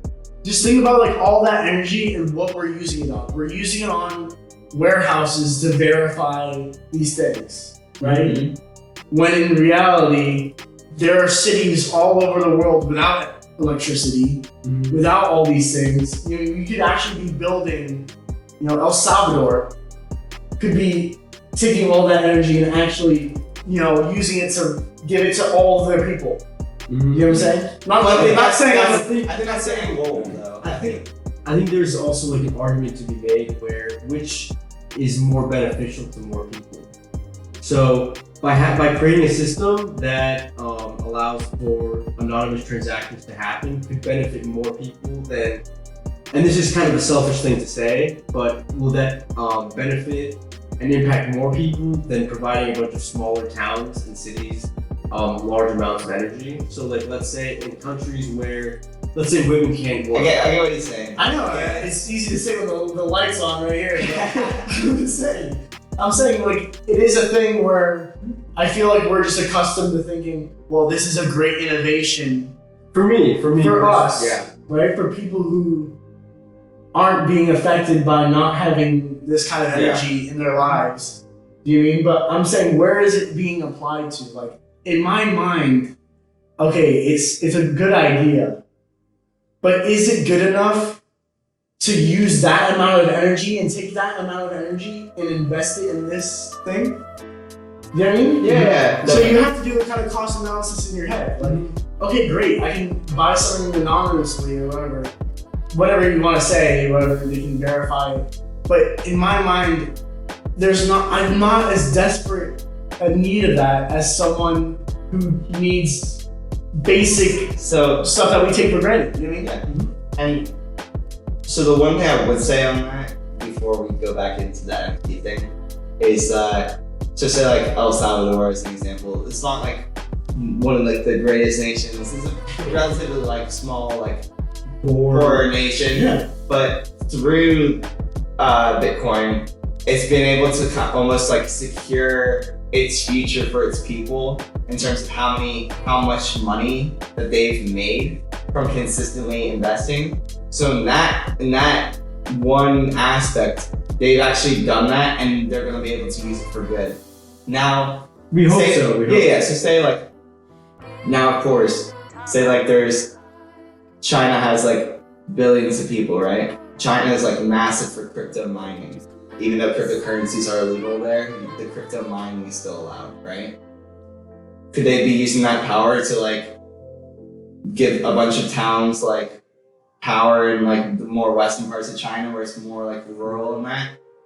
Yeah, of course, but it's like you said, there's like some kind of cost analysis where they say, well, maybe we'll be able to make more money by doing this, which will eventually, maybe not right that second, but in the future, build a better future for everyone. So it's more of like a widespread look. Obviously, it's like, now, are those people going to spend that money that way? Maybe not. But then also it's like, China's a dictatorship. Do we really want to be basing our... I was just using that. I'm just saying, do we really want to be taking the example of how they treat their citizens in terms of what we should be Well, doing? I could have said America. I was just saying like... No, I'm just saying. Like, you're talking about like, should they be, you know what I mean? Like, I don't know. Because... Yeah, I mean, also, I hate to like point the finger at different nations because, and this could be a very controversial take to have, but we only like controversial things here. quoting Alex TR, the most controversial man of all time. But I, to an extent, believe that we don't know all the things that the United States has done. Like, we know China's really bad because, we know about the slaves that they have, the Uyghurs, and all the atrocities that they may or may not have done.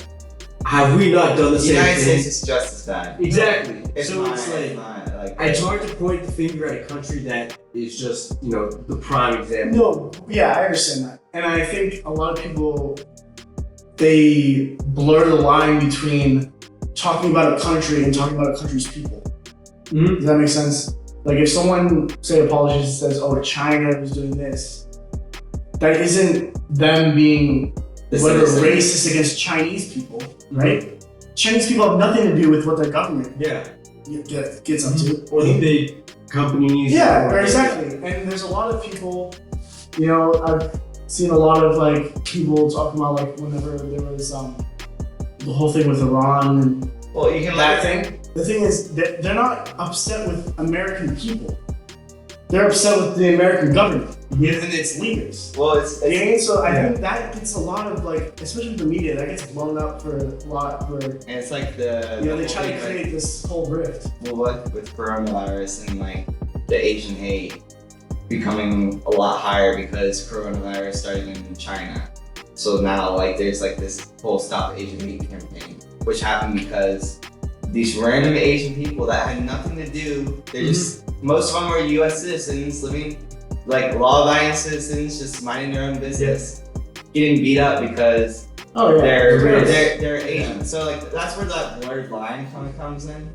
But like you said, there's, in terms, I was just using China as an example because they're a country that does do a lot of that mining and they still have a lot of poor people.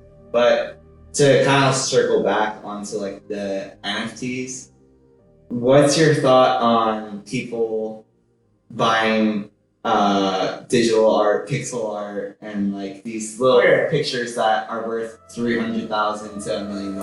Yeah, it's okay. This is the thing. I think a lot of people do real art, right? Is a scam as well. That's what they say. It's a lot of people buy art to get rid of like taxes. It goes up in value. Yeah, You can buy a Picasso and say, you buy a Picasso, you donate it. That's all tax write-off or whatever, or something like this. And whatever, you basically you buy a Picasso for $25 million. That's $25 million now that's not touched. Right? And it's just hanging up on your wall, and whatever you want to sell it to one of your friends for $30 million, you can sell it. You mean? So, okay, whatever. That is not different. But in my mind, that's Picasso. You mean? There is a level of an entry. You mean? That's not, my grandma didn't paint that, right? This is, you're talking about like people with insane amount of skill, imagination, and we're equating that to a picture of a monkey. Do you understand like what I'm saying? So like, in terms of NFTs, it's not that I have a problem with NFTs in their fundamental concept, right? This idea of the non-fungible token. That's not what I have a problem with. It's because I understand like that would be a good thing to have. I think. Have we lowered the bar for artists? Well, it's. I feel like there's like just a difference between painting something on a canvas and digital art. It's a lot. It's like we're in this new age where digital art. It's harder to get that kind of like that. There's people that do it. I mean, like you've seen like the collection like Fidenza by Tyler Hobbs, where you can see like you can still have your kind of like artistic take and like your own kind of. Everyone's gonna look at that and say, I know what that is. I know that's a Picasso. I know that's a Matisse. I know that's a Vincent Van Gogh. It's almost a little bit harder to do that when it becomes digital art. Like you're still able, don't get me wrong, but we're kind of at this kind of like inception of that where we're still kind of figuring it all out. So just think about there are people who their whole lives are devoted to studying these pieces of work, right? And their whole lives are just devoted to being able to tell what's real and what's not. And think about the lengths that people go to try to forge these people's work, you know, and make a lot of money.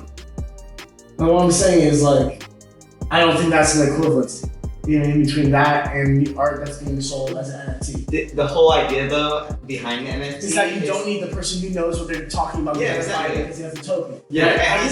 there's technology behind it. It's a little paint drawing of an NBA player. Yeah.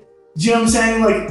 Like the thing with degrees, there is a degree to it. Like I think NFTs, if I could wave a finger and apply it in the way I see it, I would do them for cars and houses and things like this, where you can see who's bought and sold it, how many times it's happened. You're not buying a used car from someone and you have no idea what the history is, right? I could see it as a way you can pass ownership of something to someone but there's a real life application to it, right? And someone goes, oh, that's my car.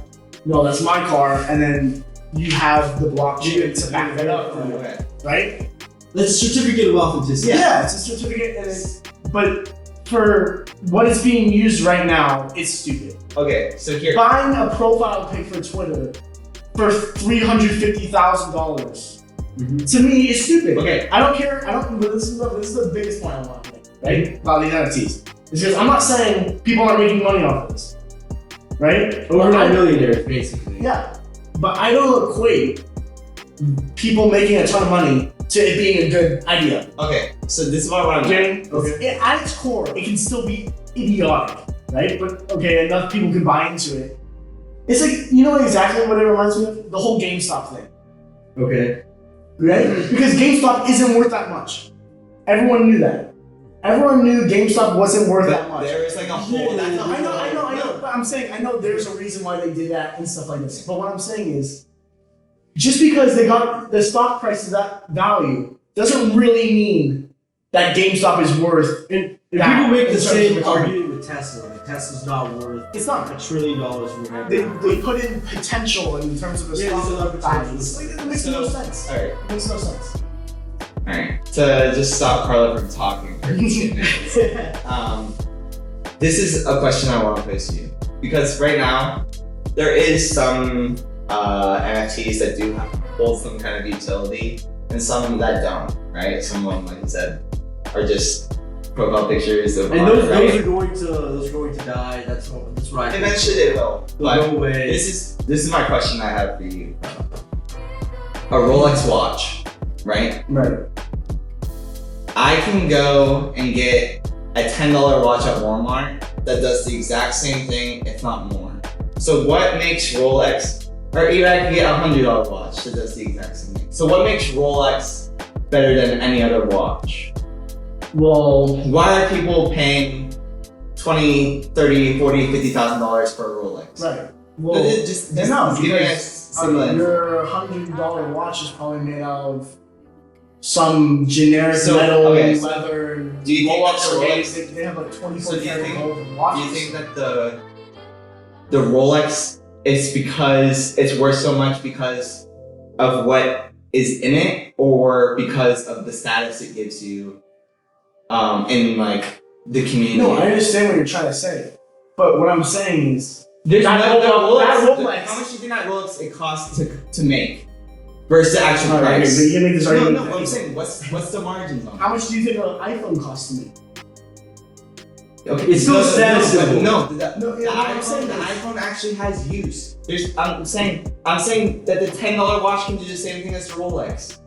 So I'm just saying the Rolex is there Yeah, but as it's a anything. status symbol. A $10 shirt still covers your body. You know what I'm saying? Why do people buy $100 shirts? Yeah, exactly. Yeah, that's Because, but what I'm saying is, in the end, it's still nicer material. It's still, dude, it's Italian made, custom okay. made. But do you You know think? what I mean? There is this. I know what you're trying to say. But it's not worth what it is. I'm not saying it is. Do you think a Louis Vuitton No. bag is worth 10 grand, 20 grand? No. No, I'm not saying it is. But at the end of the day, it's still made of. So it's still. You mean it still has value on itself. Okay. And I think you could equate that to NFTs as well. That's what I'm trying to say. Because if the NFT has a utility behind it, then compared to other ones, and maybe you just buy it and that's it, compared to other ones that No, I like the membership idea. group. I like the idea of the utility. That's what I'm saying. As long as it's like that, but you buy it for 400 grand and it just sits there, and when Okay, I can go into but- like Google Images and look at the same exact thing. Alright. So You know what I mean? It's Alright. different. It's different. okay, I would say maybe 20% of the people that are buying a Rolex or a Louis Vuitton or any of that stuff are buying it because of the actual material it's made out of. I said 20%. The 80%, the majority, I don't care if it's 60 or the majority of people are buying that because it's a status symbol. Mhm. It's a I status. agree with that. It's a I status agree. symbol that I'm better than you, or I'm more rich than you. Okay. Let me finish. But what I'm saying Let is- me finish. No, I'm just saying. So no, when people are buying these NFTs right now that aren't worth anything, or like they don't do anything. But right now, some of them are viewed as very exclusive, very like, if you have this as your profile picture, like it's one that, like Steph Curry has like a Bored Ape, which is like the monkey one, right? Yeah. So Steph Curry, all these people, Jimmy Fallon, all these people, they're buying them because it's like a status symbol. It's like you're flexing a digital Rolex. You're instead of wearing a Rolex around town in the real world, now people can see, oh my gosh, he's got like this as his profile picture, and like he's got a bunch of money, right? Mm-hmm. That's how people are flexing. That's how the new digital age of the flex is coming on. Yep. So that's why people are spending so much money on these things. Does that mean that they're worth that? No, they're not worth that. The Louis Vuitton bag isn't worth 50 grand. It might be worth 2 grand, and the Walmart bag's worth $10. It might be worth 20x what it is, but it's not nowhere near worth what it actually does for you. No. So that's why people are buying. But what I'm saying is, what's stopping me right now in putting that ape as my profile pic? You can get sued. They actually own the copyrights. They own the copyrights. Individuals own the copyrights. That's part of the whole. You own the rights to all that. So if you were to do that, obviously it'd be hard to do that. But now Twitter is coming out with NFT verification for profile pictures. So you'll be able to link your wallet, and you'll get a little Ethereum check mark. How you get like the blue tick on. So then I understand, but this is what I'm trying to say, right? Is that if you're a hater, just say that. no, but that's okay. Anyone's mind is what if they become more successful, they want nicer things, right?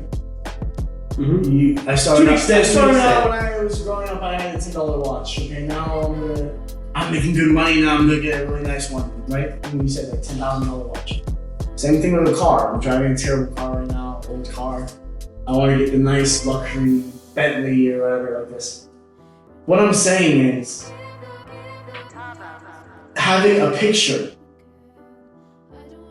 I don't see it in my mind going, oh, the next level up is, it's this picture. It's not the one of the monkey, it's the one of the elephant. If I get the elephant one, I'll be so much better. We know it's crazy. But what is the level of thinking behind that? We're at the inception of this, right?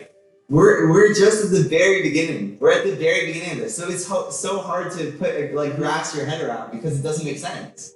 It doesn't make sense. Yeah. And in terms of what we've done in the real world versus what we're going to do in the digital world. Mm-hmm. So we're just coming to this kind of crossroads where the two are intertwining, right? So now, like I said, you can say all you want about like the people are buying this stuff because it's good artwork, or they're buying the watch because it's made out of the best materials. They're buying it as a status symbol, and that's what NFTs are being used as right now. Are they going to be used like that in 10 years from now? Probably not. Mm-hmm. There's probably going to be more viability to them, like and more utility and all that stuff that we're moving towards. But as of right now, that's why they're worth so much. Like you can say all you want, like, oh yeah, it's a picture monkey, or I don't agree with that, or I want the next one. I want a like CryptoPunk, or I want a Bored Ape, or I want a bunch of them. It's basically just right now, it's just a flex. I know, but this is what I'm trying to say. There are events that take place. Yeah, exactly. So like, but as of right now, I'd say for the most part, I think most people view it as a status symbol that you. For your average person that doesn't know what the utility behind it, or you get put into certain events that they're holding, and like all exclusive events. I think we're starting to transition into moving away from anyone can just make this piece of art to we have something backing it. And you're gonna buy into an experience and into a community rather than just buying a piece of picture that you believe will become. Right. That's a whole thing that's lost in the kind of like people that don't know a lot about NFTs. Is like there's a community of like tens of thousands of people behind these things usually that are like all working together and like they're all like behind it. Okay. So that's all. Okay, but this is the other thing you're talking about with the watch and is because there's another thing that we haven't even talked about, which is the thing that motivates a lot of wealthy people, whatever, is that fact is, if I'm making a lot of money, I have a Rolex, I can walk into a bar, right? and put my drink down in front of some girl, and she can see the watch, right? And whatever. That's a big thing for people. Yeah, They use it to attract other people. Yeah, you still wouldn't be able to pull. Yeah. That's a big reason. That's a big reason why people have nice cars. You know what I mean? Whatever. I'm saying is, I'm not walking into a bar. Alright? Here's my Twitter profile, by the way. If you like to look at my profile page, you know, there's a monkey on it. So I was wondering if you want to go home with me tonight. That's not happening. You know what I mean? There's a different level. But we're not in that level yet. That's what we're trying to say. What's gonna happen? So what if you're in a club, right? And there's a section only for people that have this NFT or something. Yeah, now there's a Rolex Rolex section. There's a Rolex section in the club. You know what I'm trying to say? It's more. I think it's an equivalent. I think it's the person you are, not what you own. Do you know what I mean? If you were a person, dude, you could be Warren Buffett, right? He's not a guy who owns anything flashy, right? But that's his personality. I know. How many Warren Buffetts are there? No, but I'm saying you're talking about one of the most powerful people in terms of their wealth in the world, right? But you wouldn't know it, right? Yeah. So what I'm saying is, he could probably get into anywhere he wanted if he really wanted to, right? He's one of the richest guys ever. Yeah. I don't get where you're going with this, but okay. What I'm saying is, it's not. He doesn't have to wear a Rolex to do that. No, and not What I'm everyone saying is is, he doing doesn't that. need the NFT to do that. It's. I understand what you're saying about your status, but owning a Rolex doesn't make you big time automatically. It doesn't automatically get you to the front door. It doesn't do this for you. What I'm saying is, you're talking about NFTs as like a ticket in. I see more of a. It's like. But like I was saying though, it's basically you're flexing on the internet versus real life. That's what I'm saying. Nothing to do with going to the bar and putting on a drink. I'm just saying in the digital world. So forget about. Of course, you're not gonna go to the bar, and put up your phone, and hold up the picture. Because that's not where it's intended. It's intended for the digital world, for people to flex on there. So it doesn't make sense that what you're saying. The Rolex is made for the physical world. I know, but I just don't see the equivalence. I don't see the equivalency of someone seeing that profile pic and going, "Oh my god." Oh my god, they got the monkey, What is that like? What does it make them, what they say, more whatever? Does it make it more credible? Does it make it more likely that I'm gonna listen to them? Or I mean, I don't understand. If someone was involved in the space early enough to buy, let's say in this case, the Bored Ape early in its conception, it's very possible they know a lot more about other upcoming NFTs coming into the world, other like big influencers. They might have more knowledge about the space just because they're surrounded. Yeah, and just by having that as your profile picture, you probably get like 10,000 followers instantly. Yeah, but again, I So don't then see. you end up growing your platform as more of a. You have more of a. So you're saying reach on it's a social tool, media. okay, but what you're saying is it's a tool to gain online fervor, basically. Yeah, that's what I'm saying. Yeah, that's digital what, asset. That's what I'm saying. You're basically flexing, and then now you have all these people saying, "Oh, dude, this guy's got it. We're gonna follow him." I don't understand why that. People do that all the time. Yeah, But with real world objects, people do that all the time. I just don't see that. I don't see that because obviously online it's dialed up to 11. You don't have people, whatever. I don't know, man. I don't see people like what you're saying in terms of someone wearing a Rolex that automatically people are gonna go.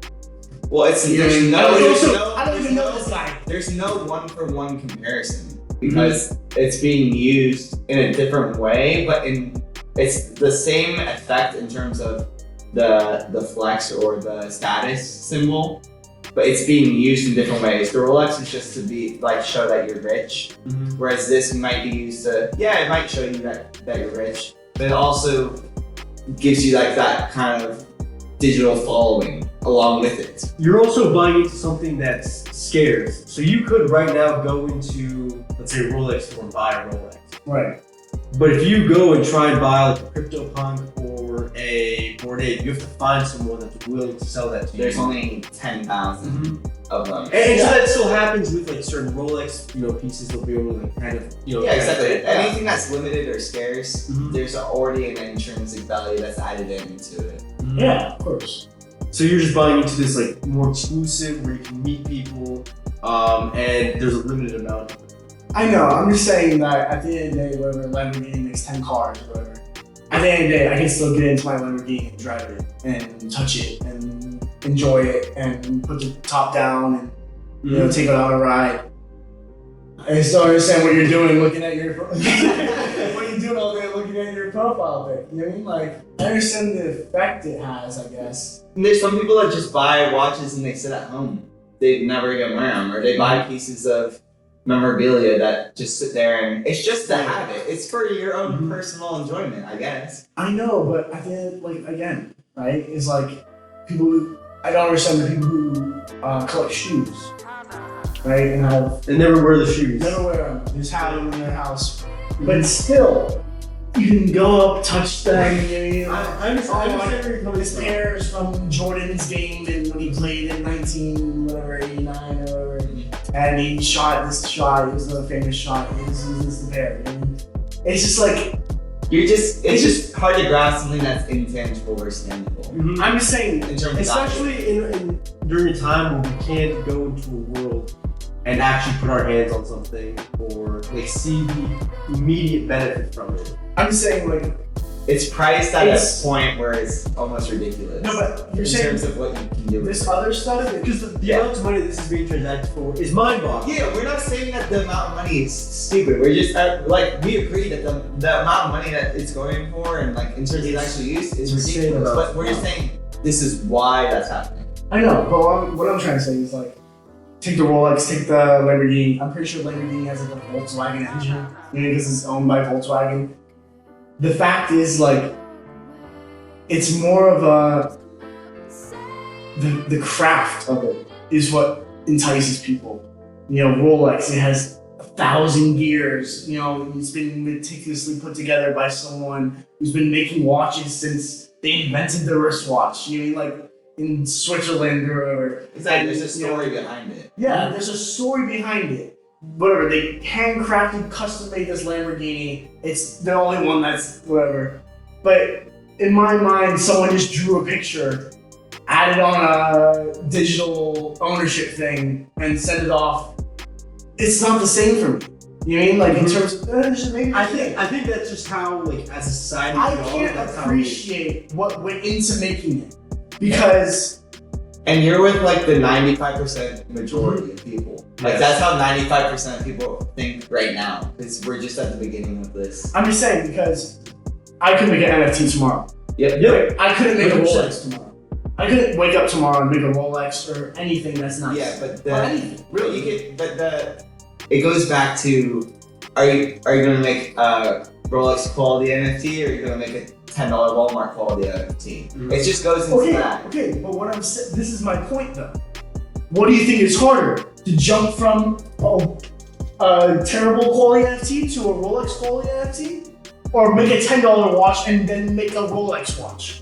This is what I'm saying. Someone could wake up one day and make a thing and then just have a good idea and make this thing and it catches on and it ends up being a Rolex NFT. You could practice for 30 years, study the art of watchmaking and never make a Rolex in your entire life. That's all I'm trying to say. So that's all you.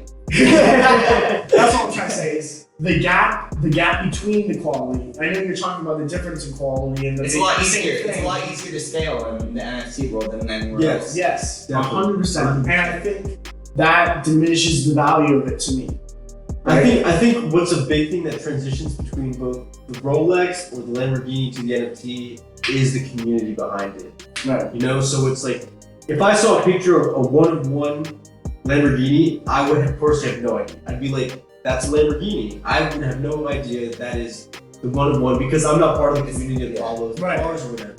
So I think, and that can be translated really well into the NFT world where you could just see Nate and you'd be like, okay, well that's just Nate, but you don't know, the people, the story, or anything, but the community that's behind it. So I think that's also translatable into Pokemon cards. People will buy Pokemon cards because it's huge in their childhood or gives them nostalgia, and then there's other people that join that type of thought process.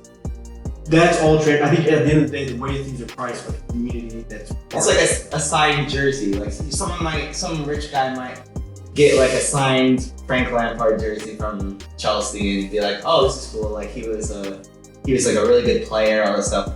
Do you think that's the same as like when a bunch of Chelsea supporters maybe like they own a bar, right? Maybe 3 guys, me, you, and Dad own like a bar. And we're trying to get like a signed Frank Lampard jersey for our Chelsea bar where we watch the games. Yeah. Like there's a bunch of Chelsea fans there. Do you think that it's the same thing, that signed Frank Lampard jersey? Do you think that's worth more to us or that rich guy that was just buying a jersey because he's growing up as another one for or like being a Chelsea fan? What's the point?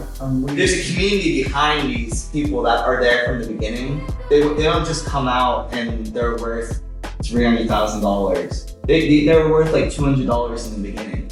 So there's a community that's built them up and like made them into this great thing. So it's worth more to them, and they're the ones who are holding that have them. So the value to them is a lot more than to some guy that's just trying the investor. The only difference is with your Chelsea example is that Frank Lampard had to be the great player that he was, right? And there's a person behind that jersey who was amazing and worked hard and was insanely talented and attributes a lot of your happiest memories in your life is him scoring goals and winning games for your team, right? To me, that experience, right, cannot be replicated in a piece of digital. But how about if you were one of the early buyers and you helped build the community and you got this, like you got the NFTs to sell for that much because so many people want to be a part of it.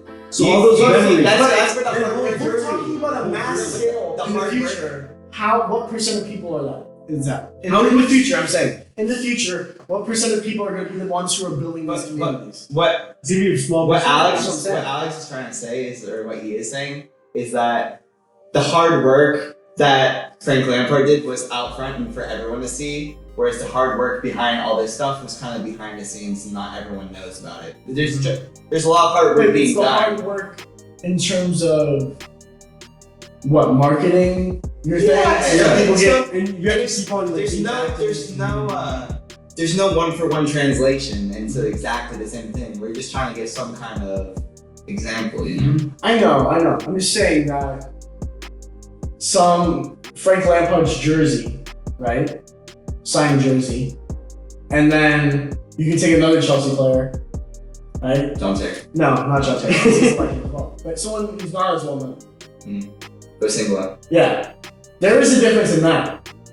Jimmy, it's from the same community, right? Same kind of people but you're talking about 2 different people. Yeah, and 2 different things. And I'm about to end your career right here. There's something called rarity, right? In NFTs, where there's something about that's not because we're limiting the amount of Frank Lampards. But let me. In terms of some are worth more than others based off. I know the features and stuff. Yeah, their traits and stuff. Yeah. Okay, so imagine the. What I'm saying is those traits are pulled out of thin air. But imagine that's the digital world. Imagine the features and the traits of Frank Lampard is how many goals he scored, how many games he won, how many trophies he won. So those are his features. So just imagine. I know it's not an exact thing. But that's you keep on saying there's no one-to-one comparison. They're making one-to-one comparisons. I'm trying to say that's the idea. Is that's why his is worth a lot more because what he did or what his traits but he are. actually did those things. He did those things in real life, right? He actually did those things. These people talk about. I'm saying the panda with the green hair that has green hair on it. That's not the same. It's not the same as him scoring 100-something goals. Right? It's not the same.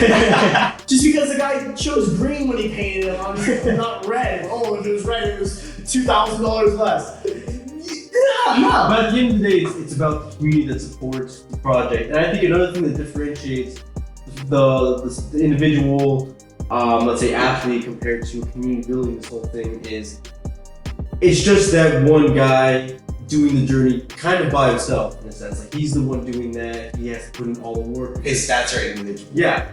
Whereas like if a community does this and makes this project successful, then this is whoever's part of the community is putting in their part of the work. So they're part of the story now as well. Whereas if it was just Frank Lampard, you didn't go and wake up in the mornings and train with him. You just watched him play. You know, you didn't help his career except just watch him. Whereas if you're in the community, you had to partake in some way, shape, or form, whether it be flexing your NFT, whether it be participating, marketing, or whatever, to build that up. That's so that like I understand that, but what I'm saying is I don't see the equivalent. I would see the equivalent of the community you're talking about would be like the coaching staff for an athlete, because they help develop the player, they help build their career, they help do this thing, blah, blah, blah. But then the supporters, the people who go to these games and watch these players play, they are everyone who's not directly involved. Like you said, I'm not directly involved in his career. I just watch it. Now, what I'm trying to say is, now you take that community who's not involved, right, directly. Mm-hmm. I'm saying there's a huge gap between people who are directly not involved with an NFT, seeing value in NFT, and people who go watch these athletes play, because they still feel a part of it. You know what I mean? Mm-hmm. Even if they didn't do anything, like you said, to help with it, they still feel a part of it. You could be halfway across the world watching a game that you're not even there for, and you still feel like you're cheering them on, stuff like that. Definitely. Mm-hmm. I just don't think that's the same if you weren't a part of this NFT community and you're going and seeing it now. Now that it's established. Right? I understand now that they're all establishing now, and that's a big thing. But once they're established, now what? Right? Yeah, so me and Alex might think, oh, the Bored Apes are cool. We have no affinity to them, or we have no idea what it took to. No, we don't really care about if they're doing well or if they're not doing well. They're just there. Well, whereas exactly. in sports, it's a part of your life. You mean like your whole family? You mean it can be your whole family and stuff like this. So I don't know. I mean, maybe it's not fair to compare them to sports, and not everything has to be as good as everything else, right? Yeah, 100%. You know what I mean? They are. They're not as good. The pros and the cons. I don't think they're as good as stuff in real life, but that doesn't mean to say they're not good. That doesn't mean to say that they're not going to be used. But, you know, if I'm gonna, all I'm trying to say is, like the energy thing, where do you decide where to allocate your resources, right? Where would I decide, would I buy a Chelsea NFT or would I buy a ticket to a game, right? And all I'm trying to say is I'd rather buy the ticket to the game. Yeah, I'd rather have the real world experience. What about the ticket to your game that's an NFT? Because that's where it's going. Eventually that'll be a thing. You'll get your ticket to the game that will be a digital NFT. I think one thing that I think might resonate a lot with you, Carlo, is I think a great use for NFTs, especially for artists, because I think that's where all the money should be going to, towards the artist, is if some band comes out with an EPB side that was never released, and now you have it as an NFT, and you can listen to it whenever you want, and it's verified and came directly from them. I think that would add a ton of value. I don't think you want to get started on this music topic because we're gonna be here for nights. But the whole idea that, again, with NFTs and cryptocurrencies and blockchain, is moving away from this centralized, giving power back to the people, essentially. Mm-hmm. And with things like Spotify, where these people are making $30 off of 1 million streams for a song, that just doesn't sit well. Yeah, with I mean, obviously it doesn't affect me. When have you ever been bothered? No. I'm saying it doesn't affect me, but I'm just saying, imagine someone that's an up and coming artist, right? So I like, shout out Coach Ice, this guy. But say he gets 1 million streams. And back in the day, that's crazy. A million people or 1 million listens on a song, and you essentially not be able to make a career off that or make ends meet. That's not true. I don't know that's true. No, but what I'm saying is, in terms of, obviously, if you're only getting 1 million streams, then you're probably not going to make it anyways. But it's the idea that these people are being exploited essentially by these companies because they're the ones that are holding. You have to pay $10 a month to use Spotify to listen to your favorite artists. No, The Spotify is making more money than the artists. no, that's not true at all. So what? It's definitely true. No. But what I'm saying is, 100% being exploited. okay. No. Okay. But what I'm saying is, there's a trade-off, right? Any artist who's any good is not struggling for money. They're not getting their money from Spotify, right? I'm not saying. Just let me finish this, right? So any artist who's any good does not get their money from Spotify. They're not looking to Spotify for their money. They're millionaires, right? What I'm trying to say is, are you talking about tours? Yeah. But what I'm saying is, the reason Spotify does what it does is because before you have to go into a store and buy an album, right? Mm-hmm. And there was a barrier, right? So if you're an up-and-coming artist, forget about 1 million streams. No one would even listen to your music because no record company would sign you and produce your record, right? So now they tore all those barriers down. So now anyone can go on the same platform as these other big-time artists and be exposed, right? So, but that doesn't equate to building a career, you know? U2 didn't build their career on Spotify. You know what I'm saying? And make all their money from that. They had to go through the proper. It all depends. They also gave us an album that nobody asked for. No, the first ever airdrop. No, but what I'm trying to say is, right? Name me an artist who's extremely good, who isn't successful because they were exploited by Spotify. I'm saying everyone who's is a matter of talent, right?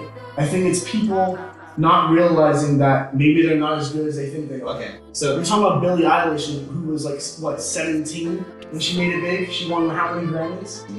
I'm saying is, you think like the people who are meant to do successful in the music industry, they will get there. And anything digital has only like lowered barriers, not raised barriers. okay. I agree with that. You know what I mean? It's about exposure. It's about exposure. Then once you're exposed, then you can say, okay, I have 2 million people listening to me every month. Mm-hmm. Okay, I'm gonna take this to an agent or something. I'm gonna take this to a record company and say, listen, I have this. I don't want you to sign me as a person or something like this. Or you say, I want to create a tour. I want to go sell tickets. You know what I mean? Yeah, but so now that you're done spewing all that information, You said no big time musicians. So what's going on in the music industry isn't that these people aren't necessarily, they're not well off. Like I'm sure. None of I'm us sure, also were in the music industry. Yeah. So like, this is all.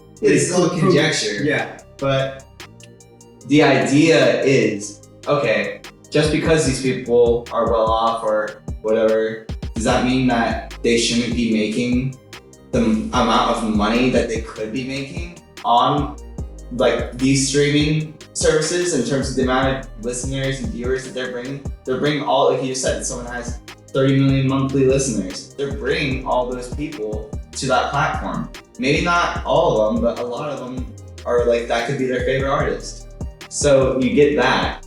Also, with record labels, maybe like Billie Eilish, like you said, she can go to any record label. Maybe when she was first up and coming and didn't have anything, this record label made her sign a 10-year deal right off the bat. So she's already she didn't have anything then. She didn't have anything then, so she's like, oh, this is great for me because they're gonna make me who I am. But you said, okay, maybe they did make her who she is, so she should be happy.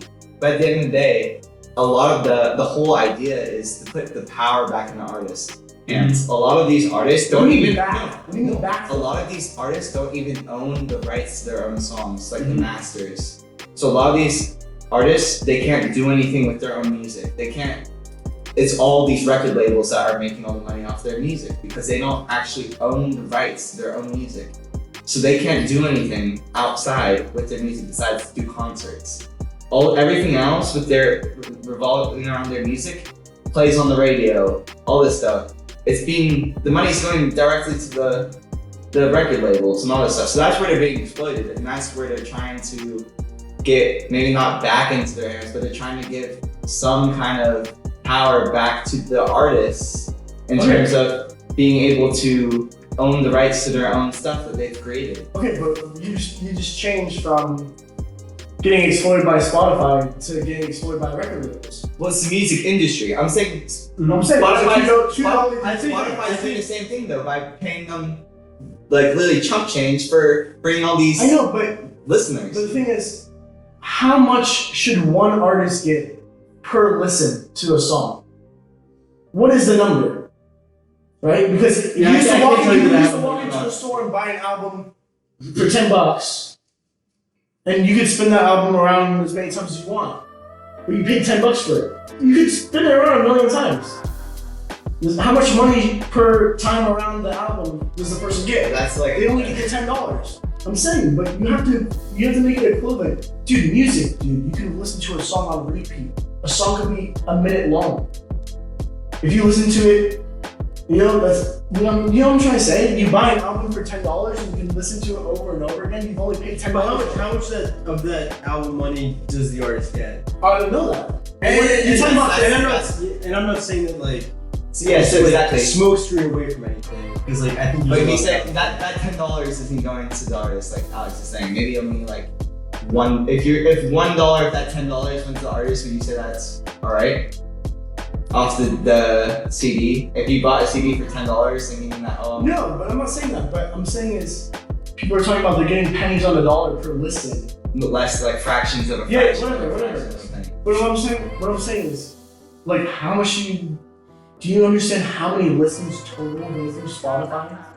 A lot. We're talking about billions. We're talking about billions of listens. But if you're like Drake, you're getting billions of listens. You know? No, but he's saying as In a total, company, in yeah. terms of Spotify, the company, what are they supposed to do? They paid $1 a listen, they go out of business. No, I mean, Do you know what I'm saying? Like, there has to be some kind of where you understand. Okay, kind of makes sense that, dude, I could sit on there and just have it on repeat for the next 10 years. And no, but I could and just play it over and over and over again nonstop. I could buy a second phone, and all it does is play one song over and over again.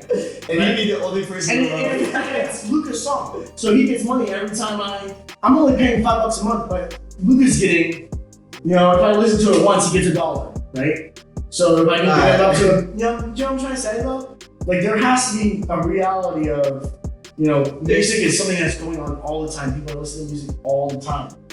You know what I mean? And I feel like maybe it isn't Spotify. Maybe Spotify, there's no right answer to getting rid of them or changing that kind of platform. But in terms of like what I was saying about like being exploited by record labels and not owning the rights to your own stuff, your own songs, not being able to have any say over if this is used in maybe it's used in a movie or maybe it's used. You're not getting any of that. I know, but they sign those contracts, whether or not they don't understand enough to understand what's in that contract and they get screwed. That's all. Like, I understand But that. if they go, it's one thing if it's like one record label and it's the industry. So it's not like No, I understand. Like, there's not they can go anywhere and get exploited. There's no other way in. The ticket in is to get exploited. That's the issue.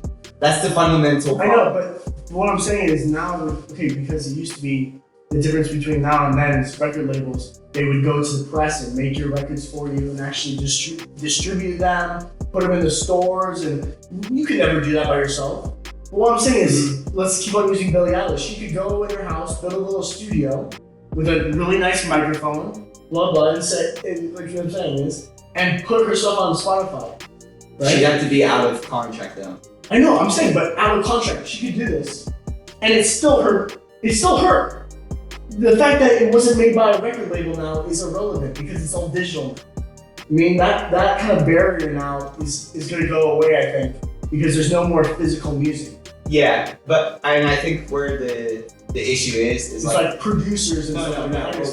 We're content. like we said, we have no idea what the actual inner workings of the music industry is. But say like you're Billie Eilish and you just put your stuff on Spotify, like you said. But now a record label gets that and you start getting popular and they say, we'll give you $10 million, right? Are you gonna turn that down when you're making nothing? No. But at the same then time, are you gonna complain for her after she's already not turned that down? That's what I'm saying. She's not turned it down, and then you're complaining that she's getting exploited.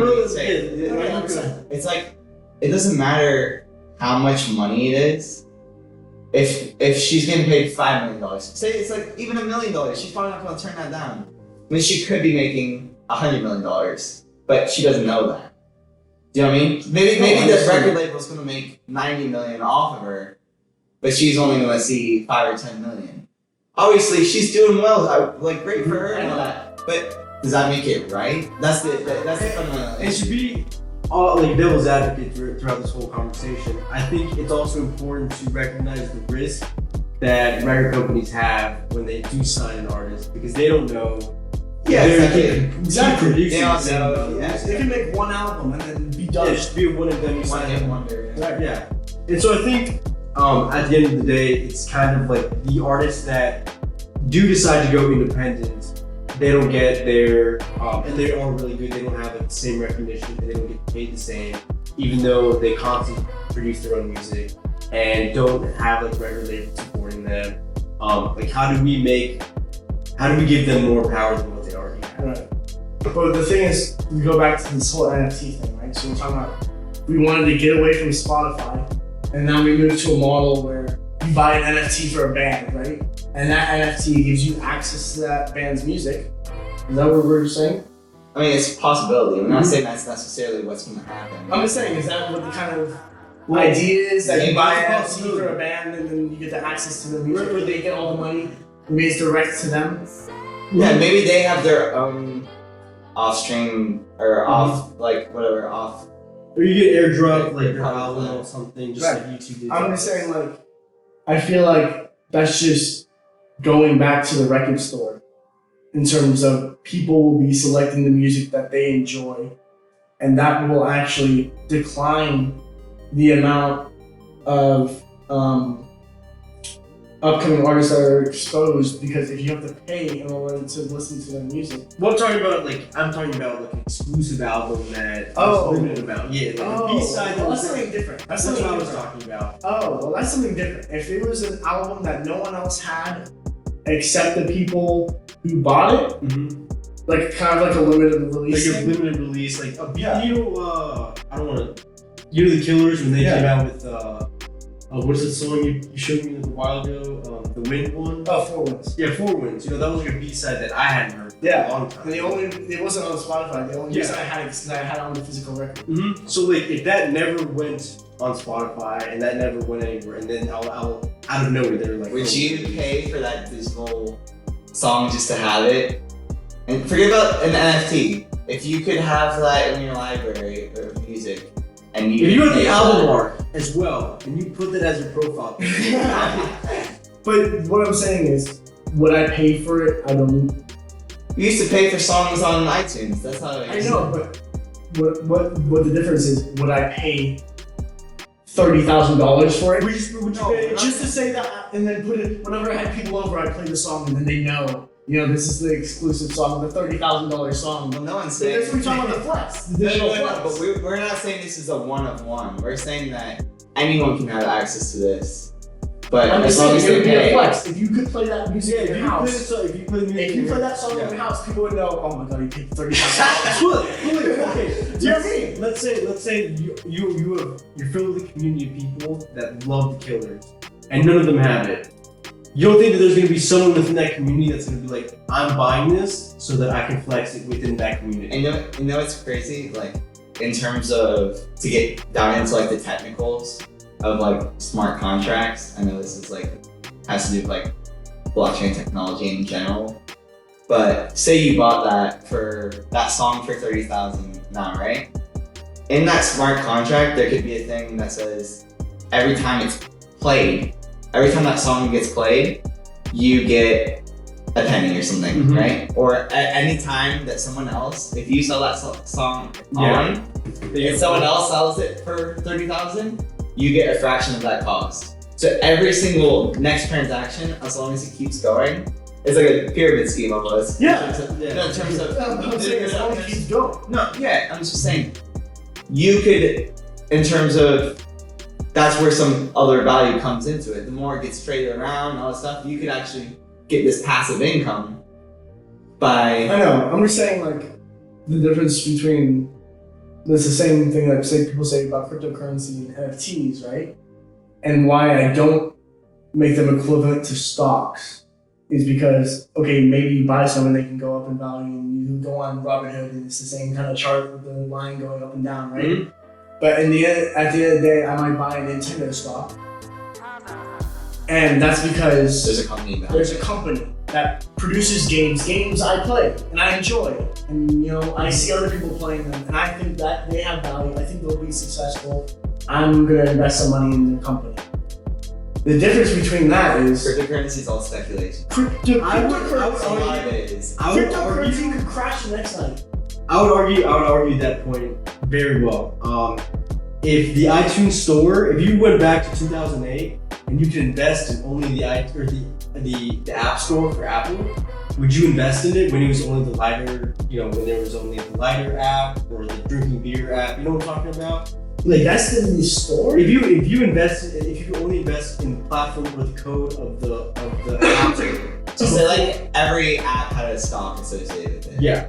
And so like, would you buy? You're saying the store is like NASDAQ or something? Would you invest in the Apple Store? He's saying if the Apple Store was the company. So if you were like, hey, I want to invest in the App Store, and I think there's going to be, 10 years down the road, there's going to be 50,000 apps that do anything you want. But the only thing that existed at the time was Pocket God and Doodle Jump and all that. Would you invest in the app? Well, that's an impossible question because you don't know. Yeah. Because now it's what it is. That's what I'm trying to equivalent, and that's where I believe Ethereum is right now. Where it's this app store in a sense, or this protocol, or this like type of code which run on Solidity, where you can now build all types of apps, all types of. It's essentially the foundation, like so in terms of there's different layers in terms of like cryptocurrency. So Ethereum is like layer 1. So if you say layer 1 is like the code, right? And you wanted to build an app using that platform, right?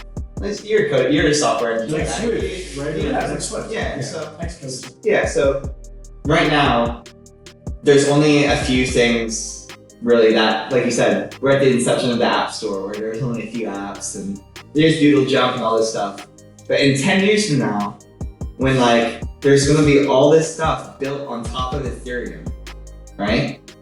He's basically saying like, just equate that to the App Store where the App Store was when it first began, versus where the App Store is now.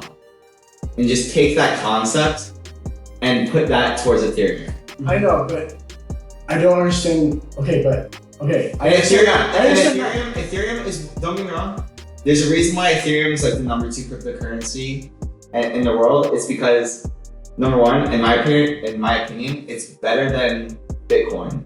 It's better than Bitcoin in uses, and its actual use case, but it's newer, so there's no chance that it could have caught up to where Bitcoin is now or overtake it. It's not going to overtake it anytime soon. I'm not saying it won't ever, but in terms of its use case, it is.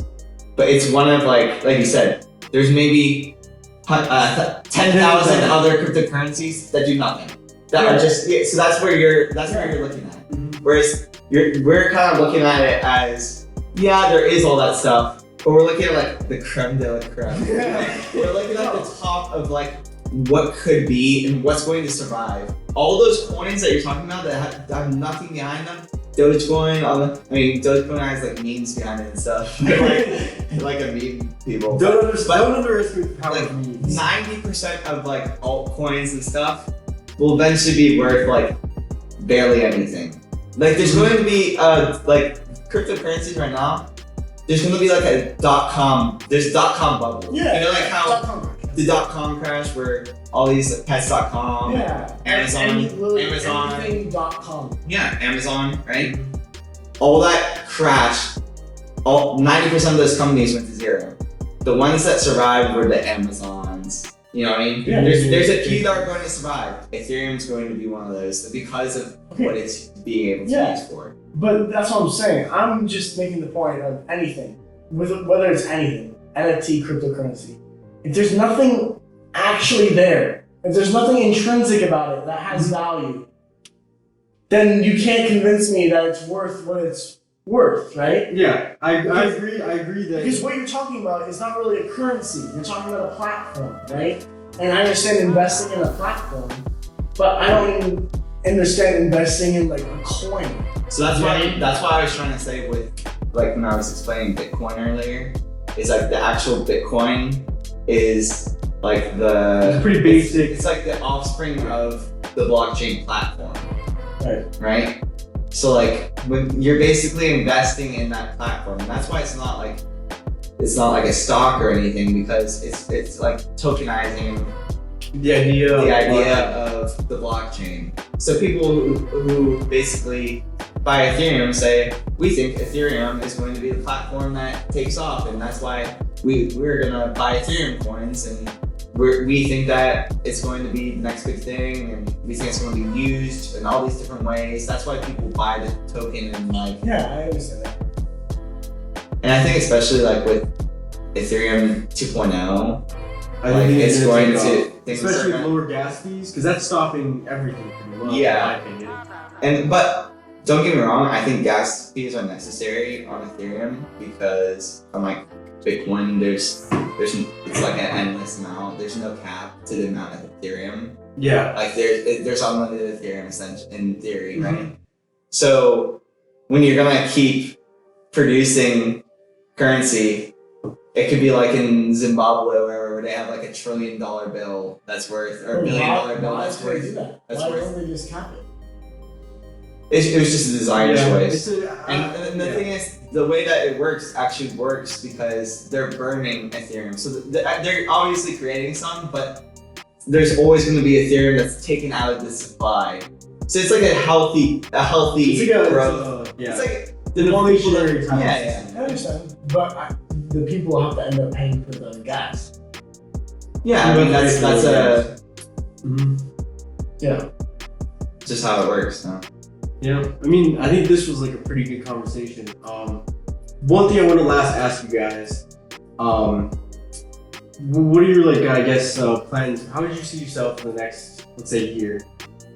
So for me personally, I'm current. So I just graduated, and I'm currently taking a course actually in blockchain that's related to the financial sector because that's where my degree is in. So for me personally, I think even if like cryptocurrencies aren't necessarily going to take off, the blockchain technology is here to stay. I think at least, and there's a lot of different,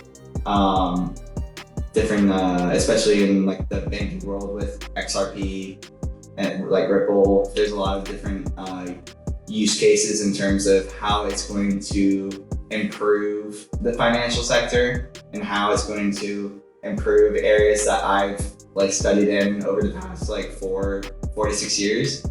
So for me, I just want to learn more. So I'm like dive in. So for me, the next year is going to be taking a lot of time and studying. I mean, the more you know, like the more marketable you are, and so that's where I'm headed. And I eventually want to try and get a job in a field that it has something to do with financial services and blockchain, so that's where I'm kind of headed.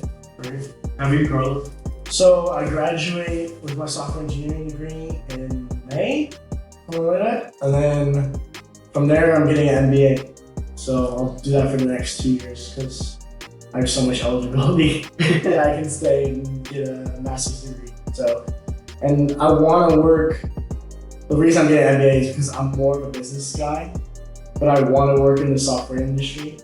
So, and I don't think anyone who walks in with a business undergrad is respected. Yeah, I mean, I think you need some kind of. Whoa! I think it's hard to walk into it's a software company. A technology company with a business undergrad. It's very difficult in terms of getting respect for. What if you switched it? If you got a business degree and got a master's in computer science?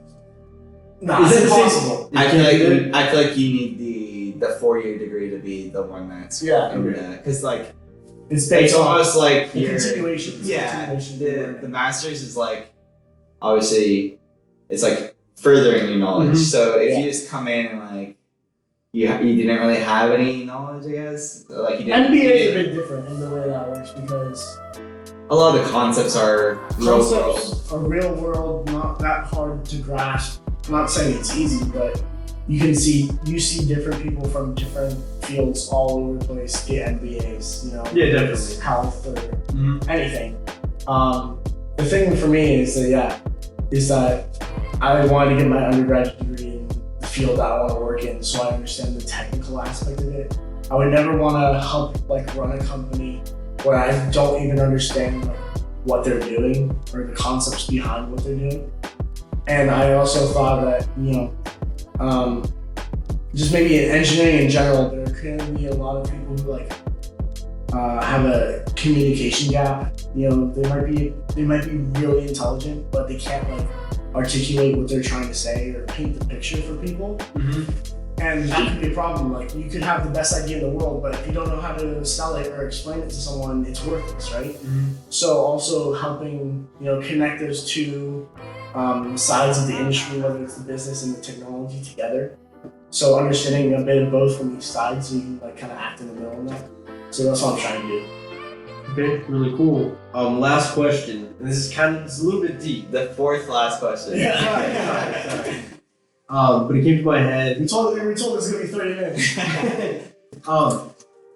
Do you guys have any advice for someone either coming out of high school, going into college, or maybe someone? Luca, you've been out of undergrad for 2 years now. Yeah. So do you have anyone or any advice for someone maybe going through that journey in college, or maybe about to leave or entering even?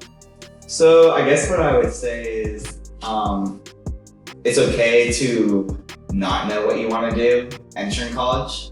So I came into college in my first year. I mean, Alex, you can relate to the Definitely.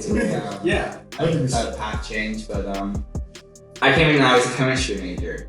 I didn't know what I wanted to do, but in high school I was just good at chemistry. I took chemistry honors and I did AP chemistry. It was something that I was good at. So not necessarily knowing what I wanted to do. And being made to declare, you had to declare something. And you had to declare what you wanted to major in. I just chose something that was familiar with me, and I knew that I was kind of okay at the high school level. Obviously, I went to college, and I did well in my chemistry classes, but it's like, oh, if you're gonna be a chemistry major, now you gotta take high-level physics classes, high-level math classes, where maybe I'm not as good. So maybe I'm taking advanced math and advanced physics, where I'm like, maybe I wasn't as good as this, and this is affecting me in my journey. So I ended up switching. I went to accounting because I liked numbers, but not high-level equation math kind of things. And business is kind of I enjoy business, that kind of world. So my advice for younger people is that, especially if you're making that switch from high school to college, is that it's okay to not know what you want to do. The whole idea of your first couple years of college, or the first year or two, is kind of discover a lot of what you want to do. A lot of your classes are generic. You're going to be able to apply that to any of the majors around.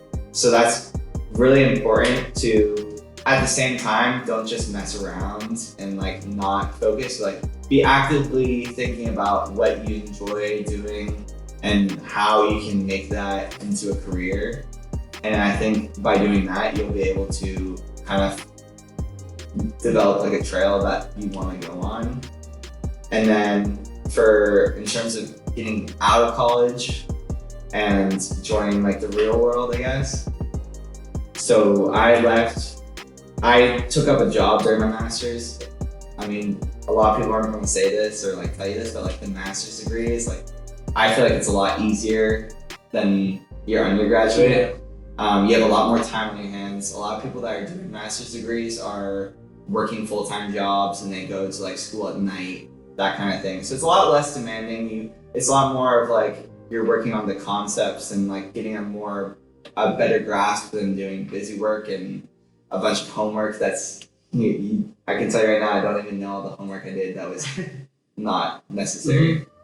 So I would say in terms of getting a master's in today's world, you almost need a master's to go and get like a good job.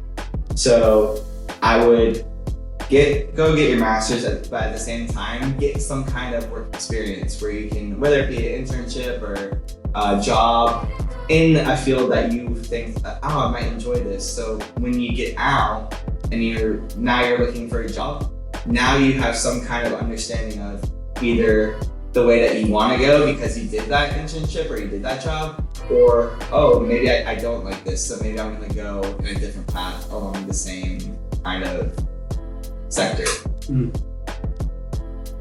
Okay, so what I would say, a big thing that I always heard about when I was in high school, like for college students, that I think has like been kind of misconveyed, is this whole thing about time management. Like you always hear about time management in college and all this stuff. And like we were both athletes in college. Like we're probably doing more than most people would be in our college lives in terms of being busy. We had so much free time. So much free time. Your time management, like it sounds like you're gonna be going to class to class to class. Okay, I got practice. The homework, you gotta do this thing, and you're like trying to manage that. It's not. It's you have class at 8 a.m. Your parents aren't there. They're not gonna wake you up. They're not gonna get you dressed and put you on a bus.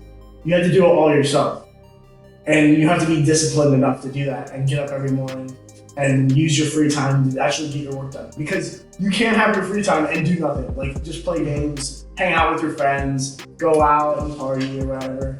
And you can totally do it, and no one's gonna be there to say anything to you until the end of the semester comes and you fail your classes. You know what I mean? So I would definitely say that's my kind of go-to advice for people. And there was something that you said, I can't remember. What were you talking about? But yeah, I would definitely, just to go off what you said, like the independency is what, not necessarily time management, but independency and accountability, holding yourself accountable. Yeah, like you said, you have a bunch of free time, but are you gonna waste all that time playing games, hanging out with your friends? Are you gonna say, yeah, I have an assignment that's due in 3 weeks.